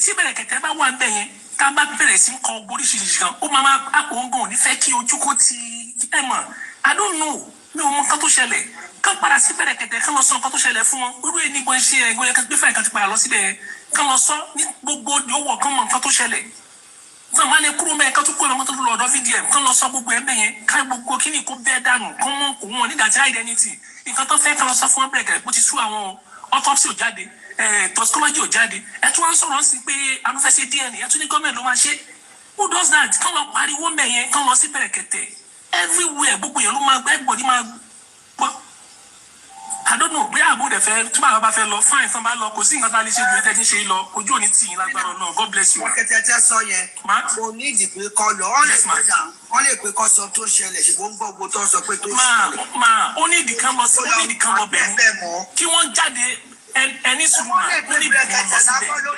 wọ́n lè pé tó máa pe Bẹ̀rẹ̀kẹ̀tẹ̀ onísọ̀rọ̀ ń pa kéèsì yẹn ó máa fẹ́ kán fẹ́ máa ma sọ̀rọ̀ ń bẹ̀ yẹn. ó lè advice bàbá tó máa ṣe nàbí díẹ̀ náà wọ́n á ní kọ́ lọ àwọn náà ṣáà lọ lọ́gbẹ́ ẹ̀ ń lo àwọn lawyers ni. ṣẹ̀rí nǹkan tí bàbá ní ìlú sọ̀rọ̀ ó ní awareness ó ní publicity pé nǹkan tí ìjọba gbé fáwọn rẹ̀ aya wa mọ̀ pé ìjọba gangan ló pa Mohbad because kò sí àwọn èèyàn tó máa gbọ́ pé ìjọba fẹ́ ṣe DNA tán ní máa ké pé DNA should be a family affair not government affair ẹ jẹ́ kí bàbá pariwo síta tí bàbá ò bá pariwo wọ́n á jẹ bàbá máa yé o àwọn Elégùṣì ti múra o wọn ò wọ́rí o ẹni èṣù ni wọn o they are ready they don't mind the outcome ẹ wo gbogbo secret WhatsApp tó jáde ẹ wo gbogbo nǹkan tó ti sọ síbẹ̀ pé bàbá is fighting a lost battle with what is coming out there is it not that bàbá is fighting a lost battle ṣé kí ni yóò ti hàn sí wa ní ìsìn pé is fighting a lost battle tí nǹkan lè ṣe ní ìsìn ariwo pé ṣe gbà mí o ṣe ti ríbi tí ìjọba ti máa ń bá family ṣe DNA rí ẹ jẹ́ kí Wùmí lọ ṣe tiẹ̀ kí ìjọba ṣe tiẹ̀ kémi náà ṣe tèmi ká gbé dẹ tí ò bá tẹ́ lọ́rùn ká wá ṣe gbogbo ẹ̀ kí gbogbo èèyàn mọ̀ lójú ayé everybody á wà ń bẹ̀ kí ló dé why is government involving in Aloba's case why are they involving why do they want to become Aloba kí ni wọ́n ń bò anika ẹ ṣe forensic ẹ ṣe anika kọńdó nílé ẹ gbé result toxicology wá autopsy dò ní àárọ̀ yìí wọn ká result nǹkan tó jáde ní autopsy you are blocking everywhere ẹ sọ bàbá ìdó níyẹyẹ ẹ jọ tí bàbá bá lè pariwo tán bá mọ tán ṣe tí bàbá bá lọ dáhùn sí kíní yẹn péré tán bá ṣe bàbá máa wọ gà lẹ́yìn gbogbo ọmọ wọn tó máa lọ wọn á tún fi ojú wọn rí ní Èkó àtẹlẹ wọn á fi ojú wọn rí wọn ò dẹ ní gbọmọ yẹn kalẹ̀ fún bàbá wọn ò ní gbé kalẹ̀. tí bàbá lọ sí bíbí ẹ báwọn ẹ náà ṣe ń pariwo bàbá ṣùgbọ́n dẹ̀ ìyẹn máa gbé síta ní mébì tòró tó tó ajá ìyẹn lára ariwo náà nìyẹn kó lọ sí ọ̀dọ̀. lọ́dún àwọn platform tó heavy kán máa lọ bẹ̀ káàkiri àwọn platform ńláńlá yẹn kán lọ síbẹ̀ kán lọ pariwo. bọ́ọ̀bù náà tún lọ àwọn tó gbógun ti bàtà. ọlọ́dún ní Mrs. Adédoyin wọ́n ní if you refuse the court will hold you in contempt of court ṣé èèyàn ò lè counter nǹkan tí court sọ ni kó tó di time ẹ ṣé wọ́n lè counter application ni wọ́n lè counter another kìíní Mrs. Adédoyin because I don't understand. I know that. Wọ́n mi cover ṣé mo lè sọ̀rọ̀. Go ahead. Ẹ kálẹ́ o everybody. Ṣé rí àwọn ìjọba yẹn wọ́n mọ̀ nǹkan tó ń ṣe láti ilẹ̀. CTC tó jáde the other time yẹn òun náà wá interpret ẹ̀ fún bàbá lẹ́nu. CTC yẹn wọ́n ti kọ́ níbẹ̀ nígbà yẹn tá fi reject ẹ pé no bàbá ló béèrè fún DNA kì í ṣe ìjọba. Tẹ́ bá lọ wo CTC yẹn dáadáa back wọ́n reject ṣì tún gbà padà yẹn pé wọ́n ṣe mistake ni wọ́n ṣe mistake ibi tí wọ́n ń lọ gangan òun náà ṣe wá sọ jáde lé nìyẹn because ó ti wọ́n bẹ̀ pé ńgbà yẹn náà welfare officer and their pathology and baba will pay for the expenses of that DNA òun gangan náà wá interpret fún bàbá because prayer tí bàbá gbé wọlé wọ́n step aside wọ́n gbà wọlé which they are going to argue on it but the magistrate set it aside. ṣẹ́rí nǹkan tí àwọn fẹ́ ṣe òun ló yẹ kó ṣe gbẹ̀yìn but òun ìjọba sáré mú síwájú ibi tẹ́ bá tí a bá ti mọ̀ pé olè ní àwọn ìjọba yẹn nìyẹn iṣẹ́ aburú okun ọwọ́ wọn gan. Agreed. The two parties are fighting for DNA and no resolution. The magistrate is there to resolve the issue for them. Whereby it cannot resolve, the government can say, okay, in as much the two parties were not resolved, we are going to do it. But kì í ṣe olú ẹ̀kọ́ kan mú síwájú, ó yẹ kán jẹ́ kí bàbá ṣe tiẹ̀. The other party kò ṣe tiẹ̀, káwọn méjì jọ gbé tiwọn wá. Then the court will compare them that their pathology will come and defend it. Ṣé ibi tí pathology bá ti fẹ́ defend ẹ̀ yẹn? Màdàrú yẹn ò ní yí sí láti ṣe for the two parties because pathology tó fẹ́ wá kà ó máa yọjú. Pathology the other side náà ó máa yọjú. Kò dẹ̀ ní gbé fake result wá síbẹ̀ láti wá kà because ó mọ̀ pé tó bá fake the other side can appeal it and the government will be forced to go and do another one on that. Èmi mọ̀ bí tí DNA sì wá di death sentence nílùú Nàìjíríà sí yàn tó wá jẹ́ wípé kí bàbá ọlọ́mọ béèrè pé mo fẹ́ ṣe DNA fún ọmọ mi wá di wípé ìjọba ló dẹ̀ fẹ́ bá wọn ṣe and baba will bear the cost and baba will not know the location of that DNA.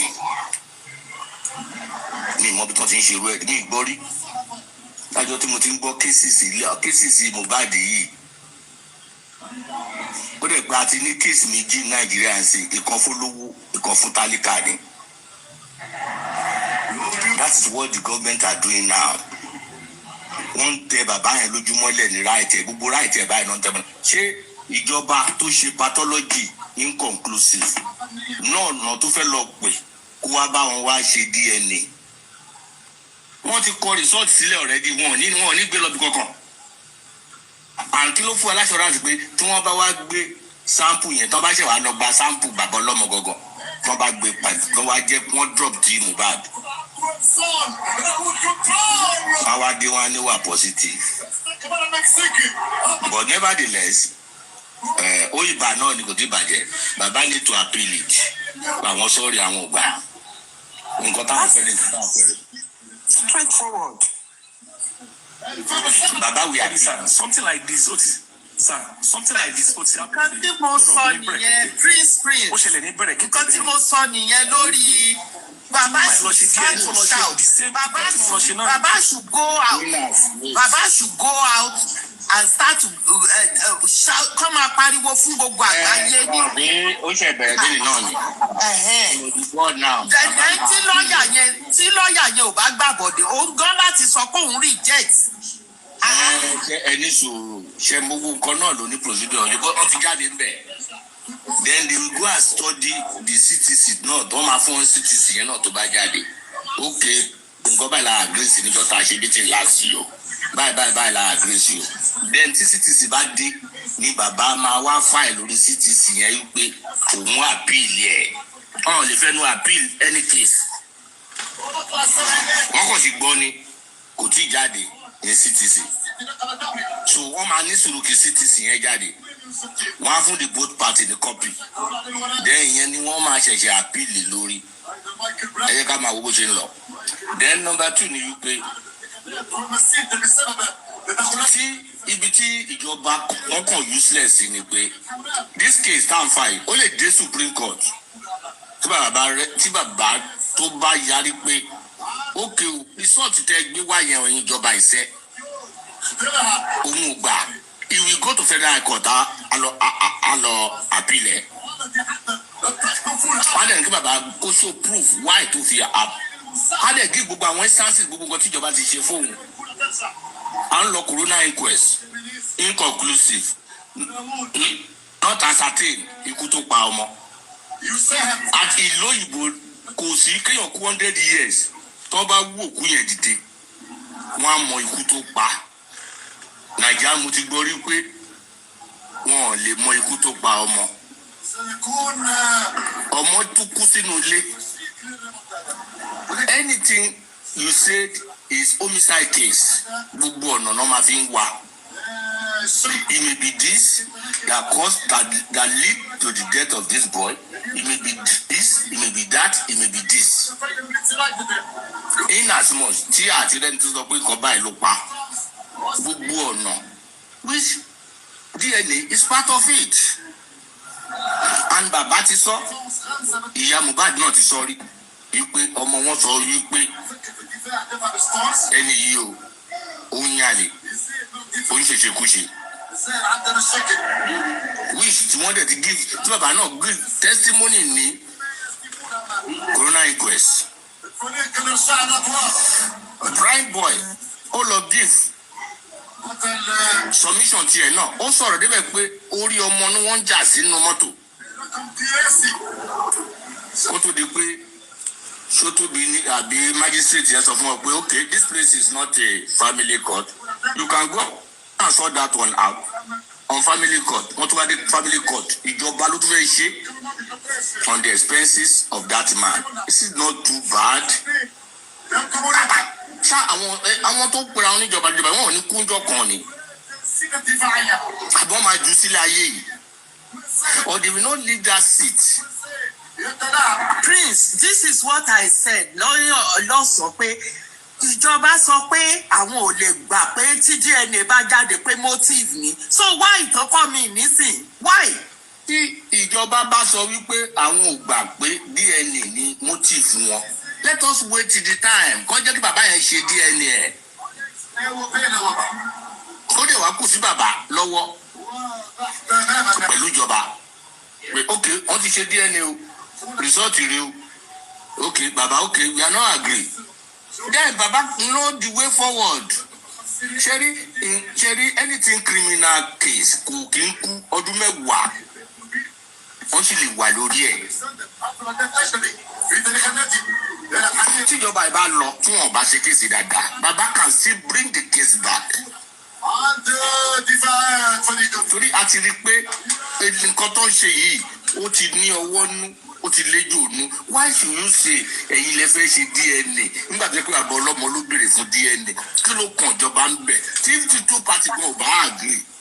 And they are still asking Baba to pay. Oh, sorry, Prince. They are still asking Baba to pay. Yeah. And the government wants to do it, Baba should pay.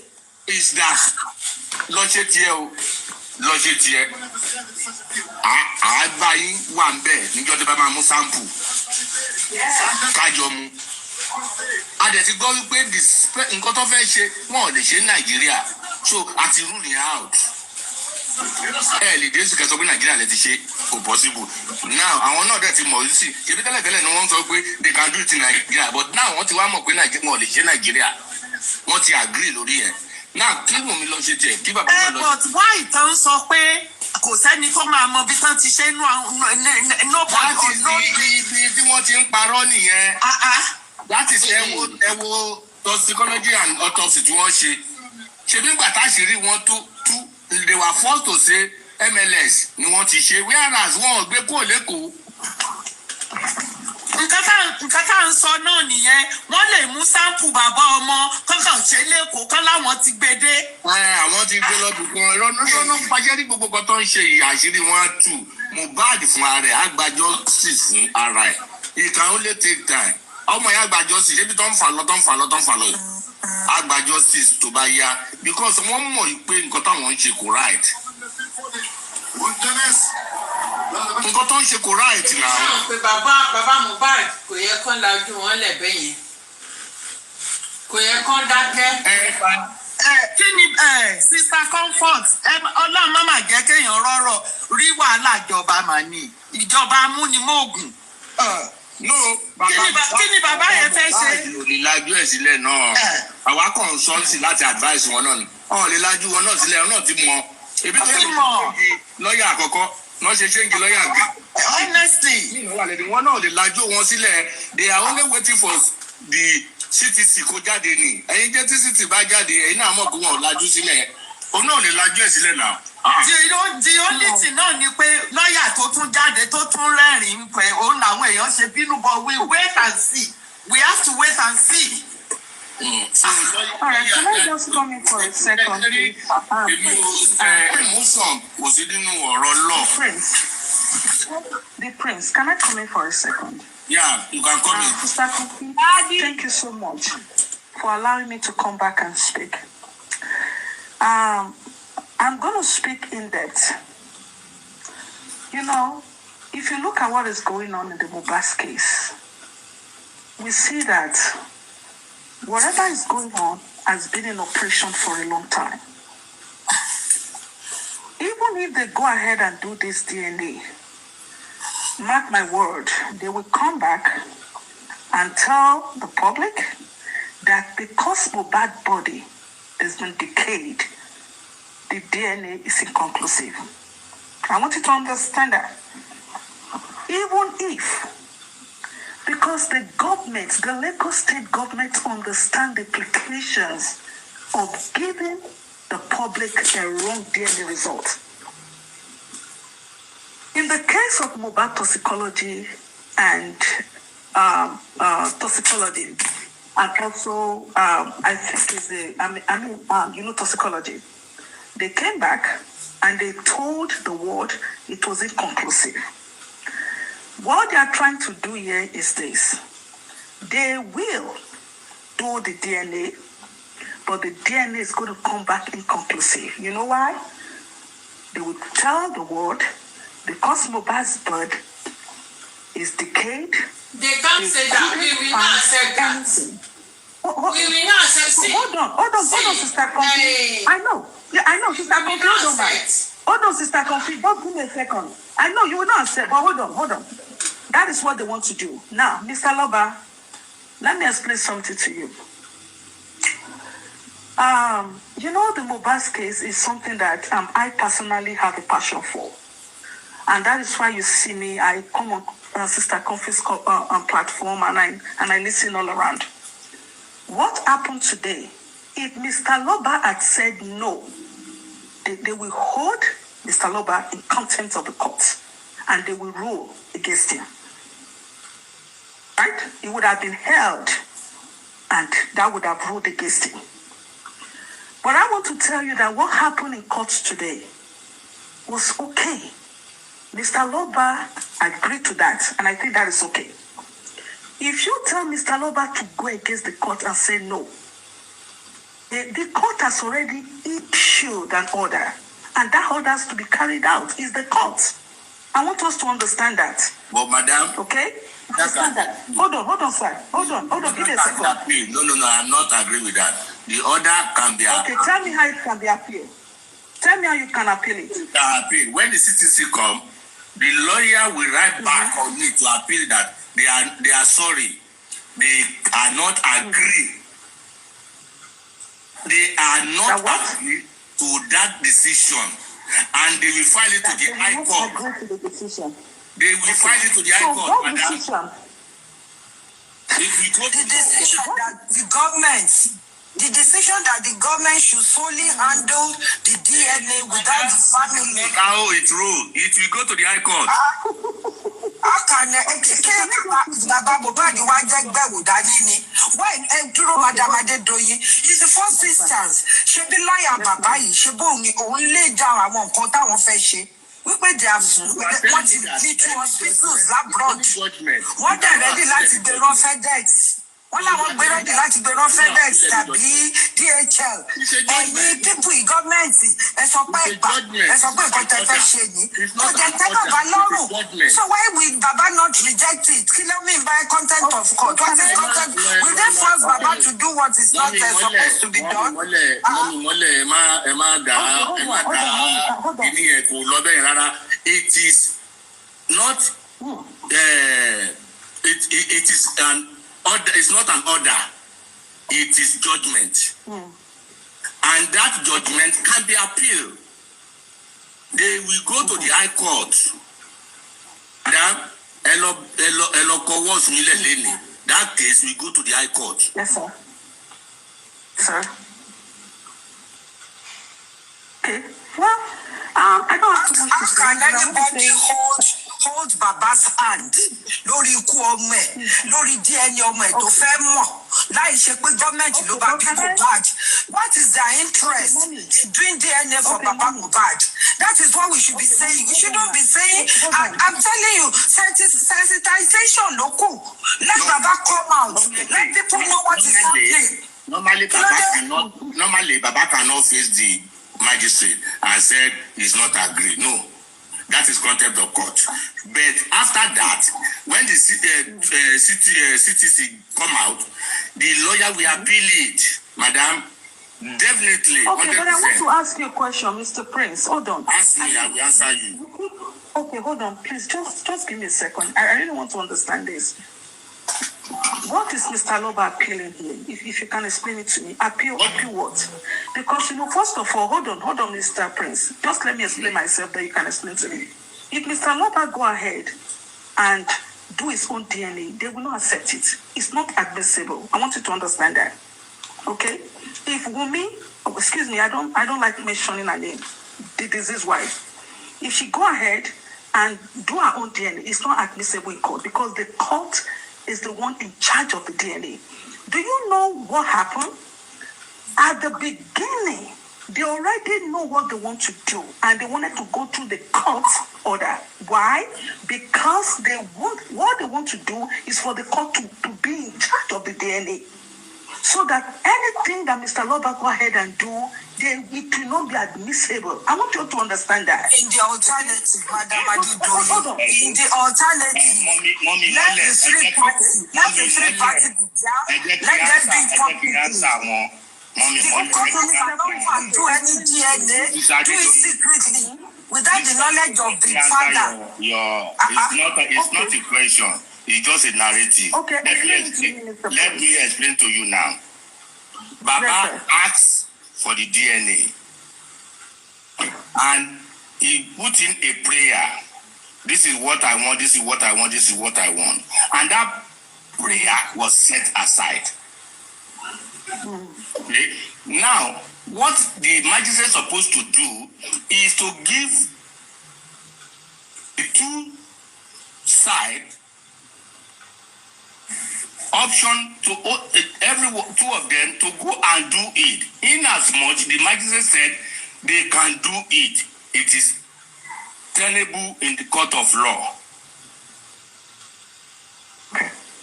Now, if Baba did his own and Wummi did his own, and there is any controversy or the one come out negative, one come out positive, the argument started. The magistrate can say, okay, the government want to do their own. That is the time the government can do their own. Was that the first ruling, Mr. Prince? That is the, hello? Yes, was that the first ruling? So was that the first order by the court? No. The first ruling is the same thing. I know you are not with me when I'm asking your question, I'm answering your question.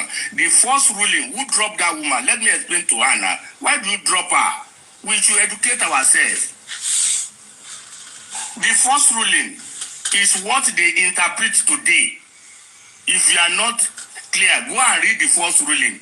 That is what they interpret out today. That's why they set aside the prayer of Baba Loba. Okay? That is why they set aside the prayer of Baba Loba because of the first ruling. Now, if the two of them went ahead and did it, and the thing come out negative, positive, then the argument started. The magistrate has okay, the government want to do their own. And if Baba Loba is not agreeing, he can take them to High Court. That is not the end of the case. The case just started. He can even go to Supreme Court. Okay, so Mr. Prince. So if that was the first order if that was the first order by the court had agreed that Mr. Loba should go ahead. Don't say order. Don't use that language order. It is not an order. It's ruling. Yes, sir. Okay, ruling. Okay, sir. Yes, sir.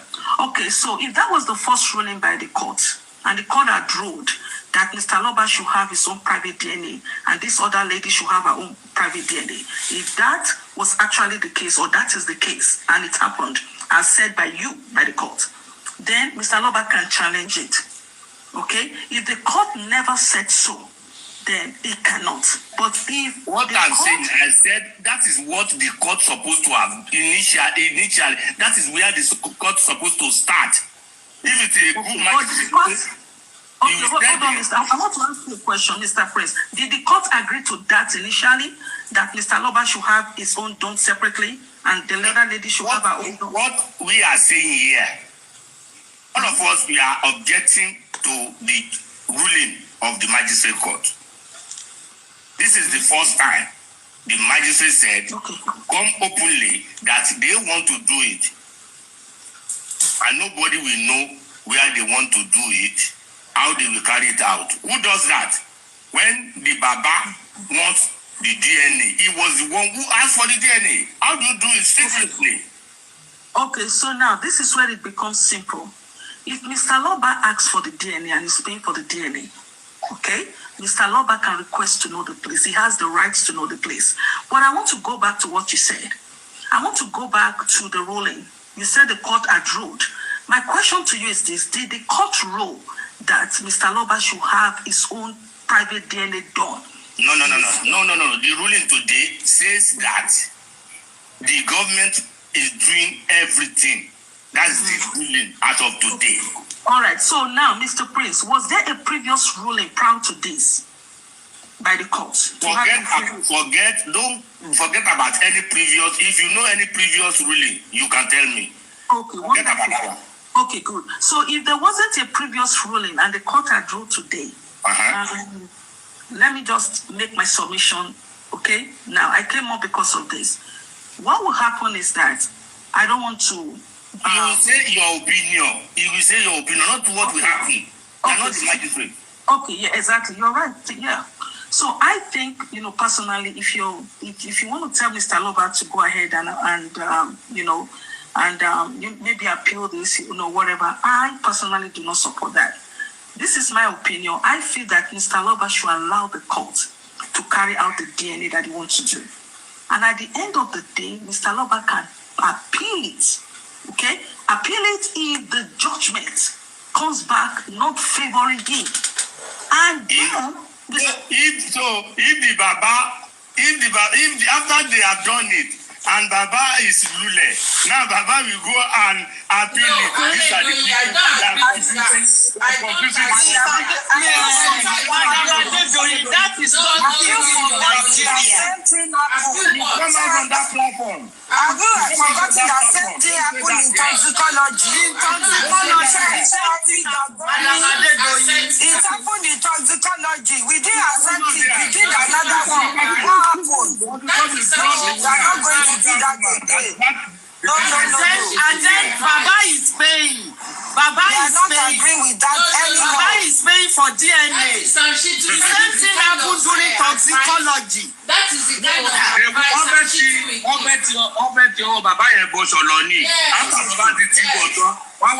what are you looking when you know you are not agreeing? How do you allow the government to go ahead? These are the bad advice Baba has been receiving all this while. Baba will never do it. Don't bring that narrative here. No. That is your opinion. Mrs. Adedoyin, àwọn ọgbà yẹn. I will not tell. Okay, Ó ti ṣẹlẹ̀ sí bàbá. Ó ti ṣẹlẹ̀ sí one big toxicology. They are not taking that again for DNA. Àfojú wa sílẹ̀ kan tún lọ lẹ̀ yà lẹ́bọ̀. He will go and do it. So when after doing it, báwo làwọn Àwa tí ṣẹ̀ṣẹ̀ àbí. appealing what? What will you appeal? No. Mrs. This type of case, appeal is not easy in Nigeria of today. Opinion is not. In Nigeria of today, appeal is not easy. In Nigeria of today, want to it's appeal not what the easy. government has done. Especially a case that the government have interest in. A case the government have interest in, appeal is not easy. Who wants to judge it? Where is the judge that will judge it? What kind of appeal is that? Mrs. Adedoyin, if Mr. Adedoyin, no, that your opinion is not of a fowl. No, after they have cut the head of a fowl, then they will go and appeal, and they will join the head of that fowl together. Okay, so Mr. Prince, hold on. I'm not holding on. That's your submission. Don't buy it. Don't give me any narrative anymore on that. Okay, so what do you want Mr. Loba to do now? So you want him to... Okay, so Sister... You should appeal the case. You reject that decision. We will appeal it. Okay. Baba Loba, we are appealing. Mohbad is his son. Go to any platform. Go and tell that Baba Loba, we are appealing. That is our decision. The government does not have to over it. So it should not be that it is the government that will dictate for Baba Mohbad. How can Baba Mohbad, he'll be patient, then they will now decide for Baba Mohbad. What kind of, no, it is not wise. That opinion is not wise, and it is not accepted. I support you. All right, support you. Mr. Loba, appeal it, okay? I support you. All right, I'm ready for. Okay, so let's wait and see. I support you. Okay. All right. Thank you. I support you. Appeal. Thank you, Madam Adedoyin. Thanks for coming. Thank you. Yeah. Báwo làwọn èèyàn ṣe ń ronú báyìí náà? After tó ti give tó ti ṣe tán, wọ́n ṣe máa wá lọ appeal ẹ̀. So how are you going to turn it down?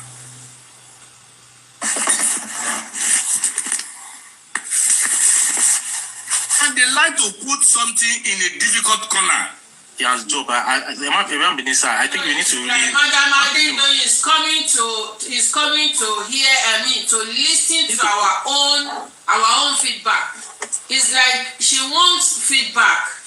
She's testing our knowledge. I don't understand. We will not accept it, Madam Adedoyin. No, I don't. We will not. She's still here. We need to be clear here.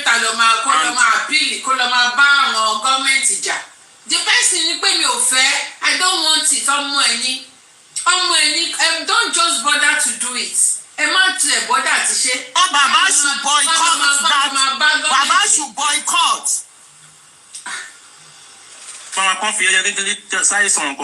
If she's still on this platform, and we need to be clear, Madam Adedoyin, we need to be clear here. This is straightforward.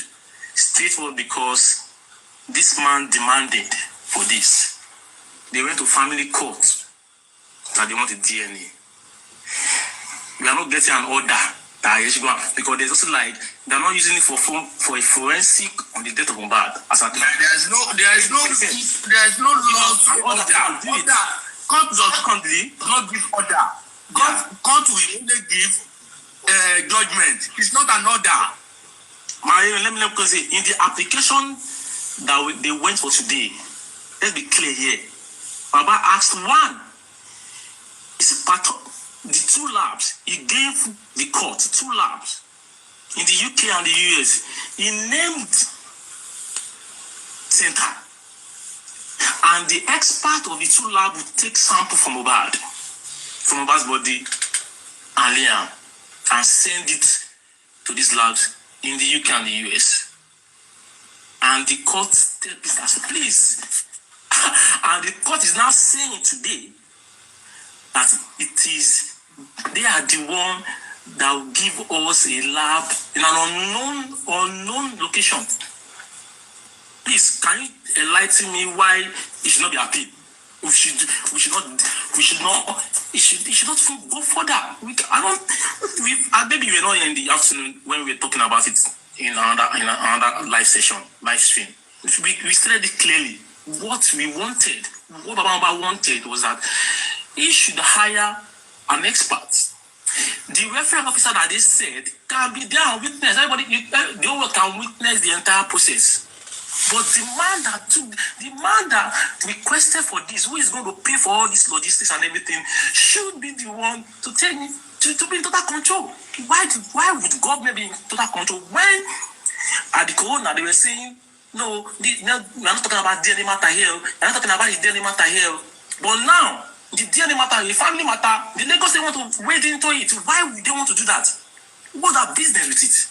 They have no business, 100%. There was a time when we were arguing that though this man had the right for a DNA. This same clown from the other camp, they were saying he has no right. They were saying it then. And we're arguing. And we said I don't even need the lawyer to argue it that the man has the right to demand for the DNA. We on this for more than 2 years. So when we now have the time to now this are the where has it been for a long time? The government should take sample. I don't. I've been like this. We stated our own this thing on this one. We're not going back. We don't say should they appeal. Appeal straight up. Straight up. He's demanding for it that the application is clear terms. The 2 labs, they will take sample. Bone DNA. What we're asking for. Take it about Nigeria. 100% won't get Nigeria. So Emma for your ball all this other song cause is this banality because they are not even doing it in Nigeria. You don't avoid. You are saying you can't do bone test, bone DNA in Nigeria, in Nigeria. So you are automatically taking it aboard. So you are saying you are going to aboard on an unknown location and go another red flag. So let's be clear here. It's not about maybe Baba is not learning or not. It's not about being learned there. 100% the government should not they want to take sample. Thank you. If you are still here, that is why everyone on this platform is saying no, they are going to appeal it. You can't say they should not appeal it. I don't think if you are in the position of advising the man, if you are saying that, I'm sorry, I don't think Baba should know the kind of people that he's talking to right now. Because there's some people that might be calling and saying, am I appeal? I feel a bell. But the man Bolale, Joe, am I go someone you call it, I'm not suffering you. Am I appealing you?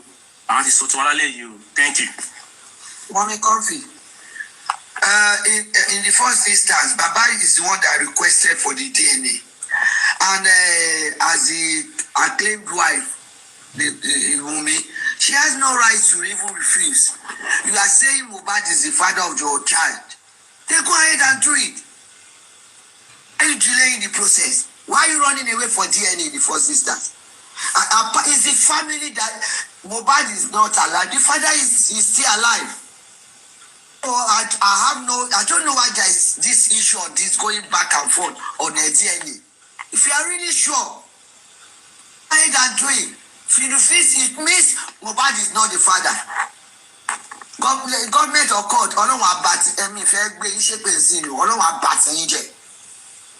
why are you people treating this man like this? The same way you are handling the terrorist issue in Nigeria. You know where they are, you refuse to go to them. I destroy him. So Baba should appeal. Papa no fair DNA. It's not Wummi that requested, it's not the court or Lagos State government. We are not novice to assure them. Please, Mama Adedoyin, is your opinion? That opinion is not welcome. It's no. No one is an island.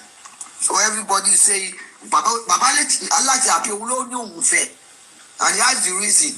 Ojubajo mo mi lo ni magba. But what is big thing in that?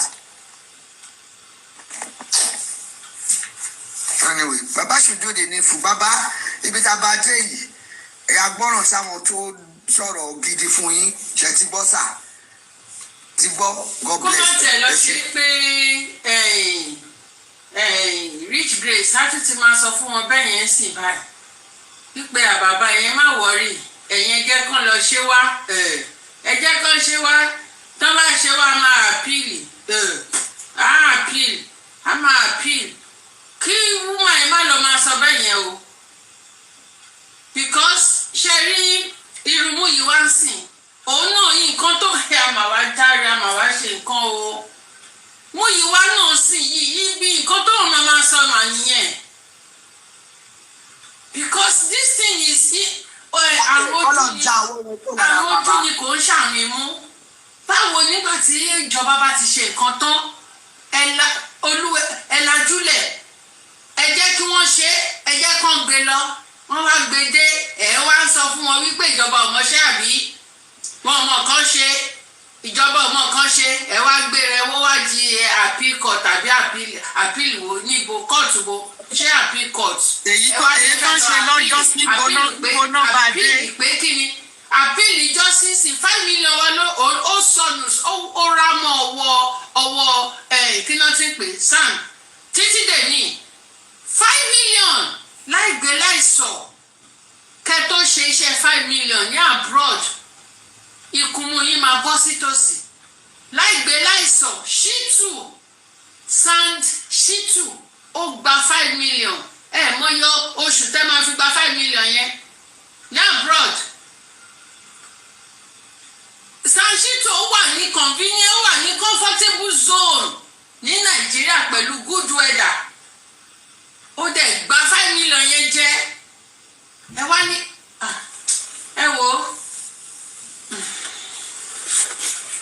kí kápẹ́ńtà wa lọ máa bá gọ́ọ̀mẹ̀ntì jà àbí ẹ jọ mọ́mọ́ Adédoyin ẹ jẹ́ ká máa give a wise opinion suggestion gidi ẹ jọ please àrùn ojú èmi gan tí mi ò mọ anything nílọ mo mọ̀ pé kò wise tó mi ò mọ kankan o bọ̀ mo mọ̀ pé kò wise tó foolish person ló ń ronú bẹ́ẹ̀ yẹn no so when the head is off ẹ wo mi tẹ mọ̀ kan tí mo fẹ́ sọ honestly. Olùkọ́ ni mo kàn rẹ́